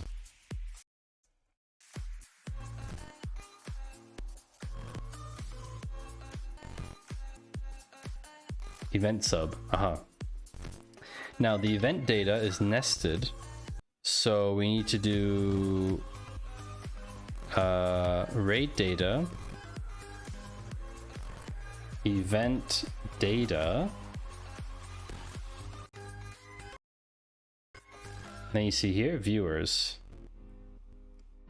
so that would be the one that we want. So we say here event data and then viewers, and we should get 1 from that. Oh, hold on, we have to transform this to JSON. Ah, wait a second. How do we get nested? Nested array of text. Is it with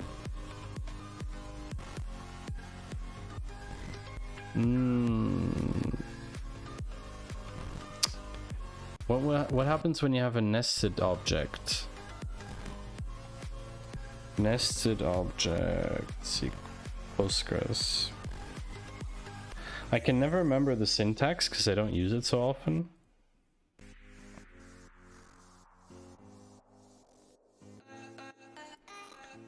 Person, dogs.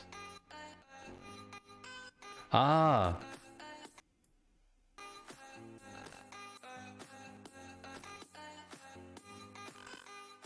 Okay, I think that's the right syntax. So basically it's RAID data. The key is event data. And then we have to go to viewers. Is that correct? Yep, there you go. So this is view count. Viewer, or I don't know, RAID. We can call it RAID size, for example. Could rename it completely. So this is pretty awesome. This is pretty awesome. And this is basically what I wanted to achieve today. Because now I need to start thinking about having these functions running somewhere. And I don't know where that's going to be.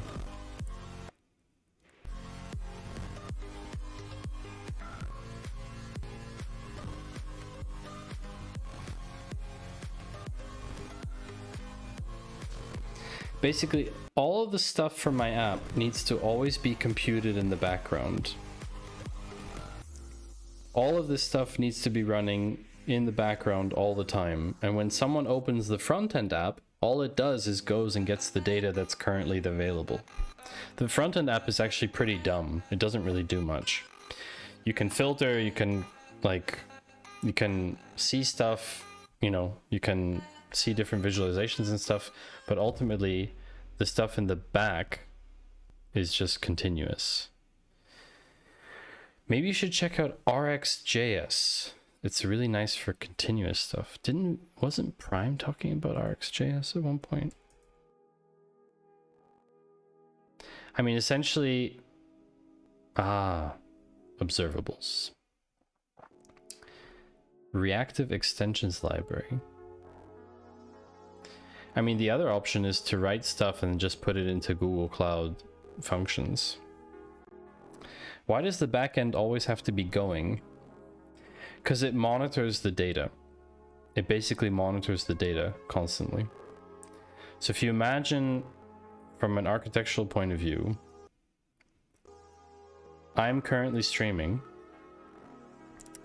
and the backend would get a piece of information like stream started, for example, which happens.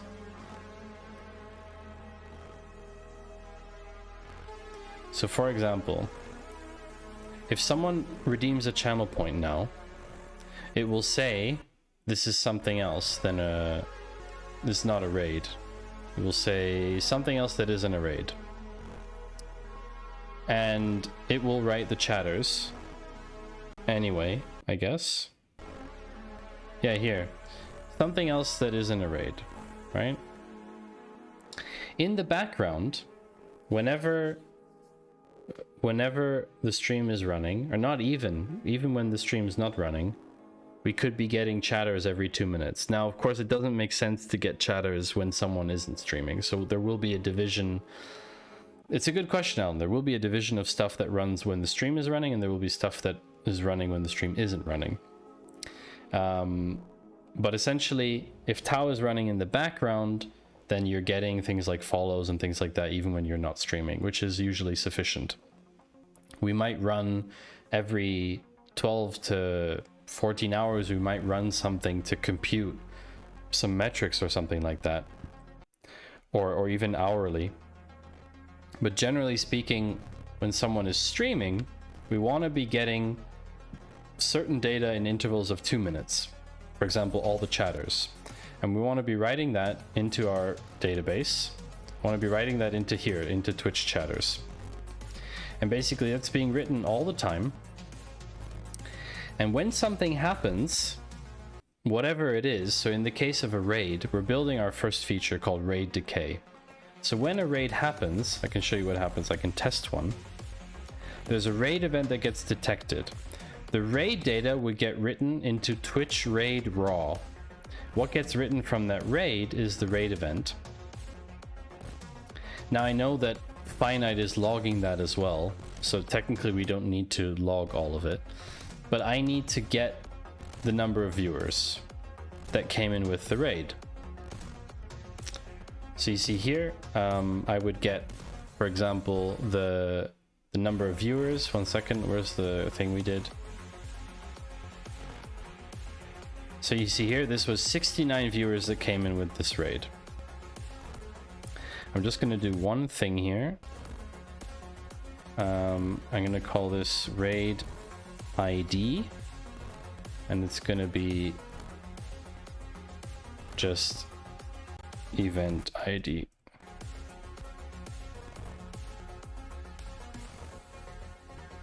Yeah, so basically you have this raid event that occurred, and you have the raid size, and then what you're going to do with that raid event is you're going to create another table, and this is continuous, right? You're going to create from that raid event, there's going to be a job. Aha, once the raid gets triggered, it's going to start a process off that kicks off something where every 2 minutes, for example, the chatters from the raid are in a cohort. They're in a group because they all came in with that raid. How we detect them is not so important right now. But basically you detect who came in with the raid, and then you put them into this group. They're all part of this raid event ID. And then basically the not attendance, what's it called? The when they're part of that group. Oh, what's the word? I lost the word. Basically, you're monitoring who is still in chat. I mean, it's a cohort, but like not participation, not attendance. You're basically monitoring who is in that cohort over time. That's what the raid decay feature is about. So that would run continuously in the backend every 2 minutes. and would update all of the metrics about that raid. And then in the front end, you would be able to see the information that's continuously updated. That's how that works. That's why that needs to be running continuously in the backend. Because when the app is not open, that still needs to happen. Because it could be that somebody streams and doesn't have the front end open, which is fine. They, for whatever reason, they don't want to use it on that day. It doesn't mean that we shouldn't collect the data about that stream. So that's why this has to run in the backend. So I think there's a few different ways of solving it. I think that's something I have to look into in my off time a little bit. Yeah. But I think that is it for today. It's almost 1 a.m. I think we're going to go, speaking of raids, I think we're going to go find ourselves a raid target. And wrap things up. Sounds like a plan, doesn't it, chat? Thank you for changing the lights, Ruckmat. Let's see who is around.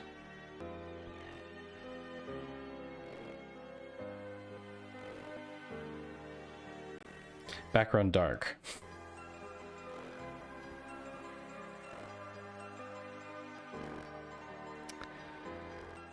So first of all, I'd like to say again, deeply, thank you. Thank you to everyone who subscribed today. Ophelia, Canhorn, Sociable Steve, Dr. Dynamite, Loose. Thank you all very much for your support. It's really, really appreciated. I am still always in awe about how much support I get for... I don't really know what I'm doing, so I don't really understand why I get so much support. But yeah, I really appreciate that. Thank you to everyone. Oh, can we have a darker background, please? This is too bright. I can't read this chat. Thank you to the cheers. Rugmat, Ian, and Rugmat, and Ian, and Rugmat, and Ian. Thank you very much for all of those bits. That is very kind. That is very, very kind. I think... I need to go see who we're going to raid today. I think we have a couple different options. Background, I can't read that. Are you trolling me on purpose? I feel like it's a bit of a troll. Thank you, Marmad, for the follow. That is the only follow. That's one follow. Wow, that's unusual. Very unusual. But it's fine. It's no problem. Let's see. I'm worried that if we raid this person, it's going to be over. Because they've already been streaming for quite a long time. Let's go raid. I know who to raid. I know who to raid. Background raid. Ventil nur bei Gefahr öffnen, it says on the wall. Which means please only open the ventilator on danger, upon danger.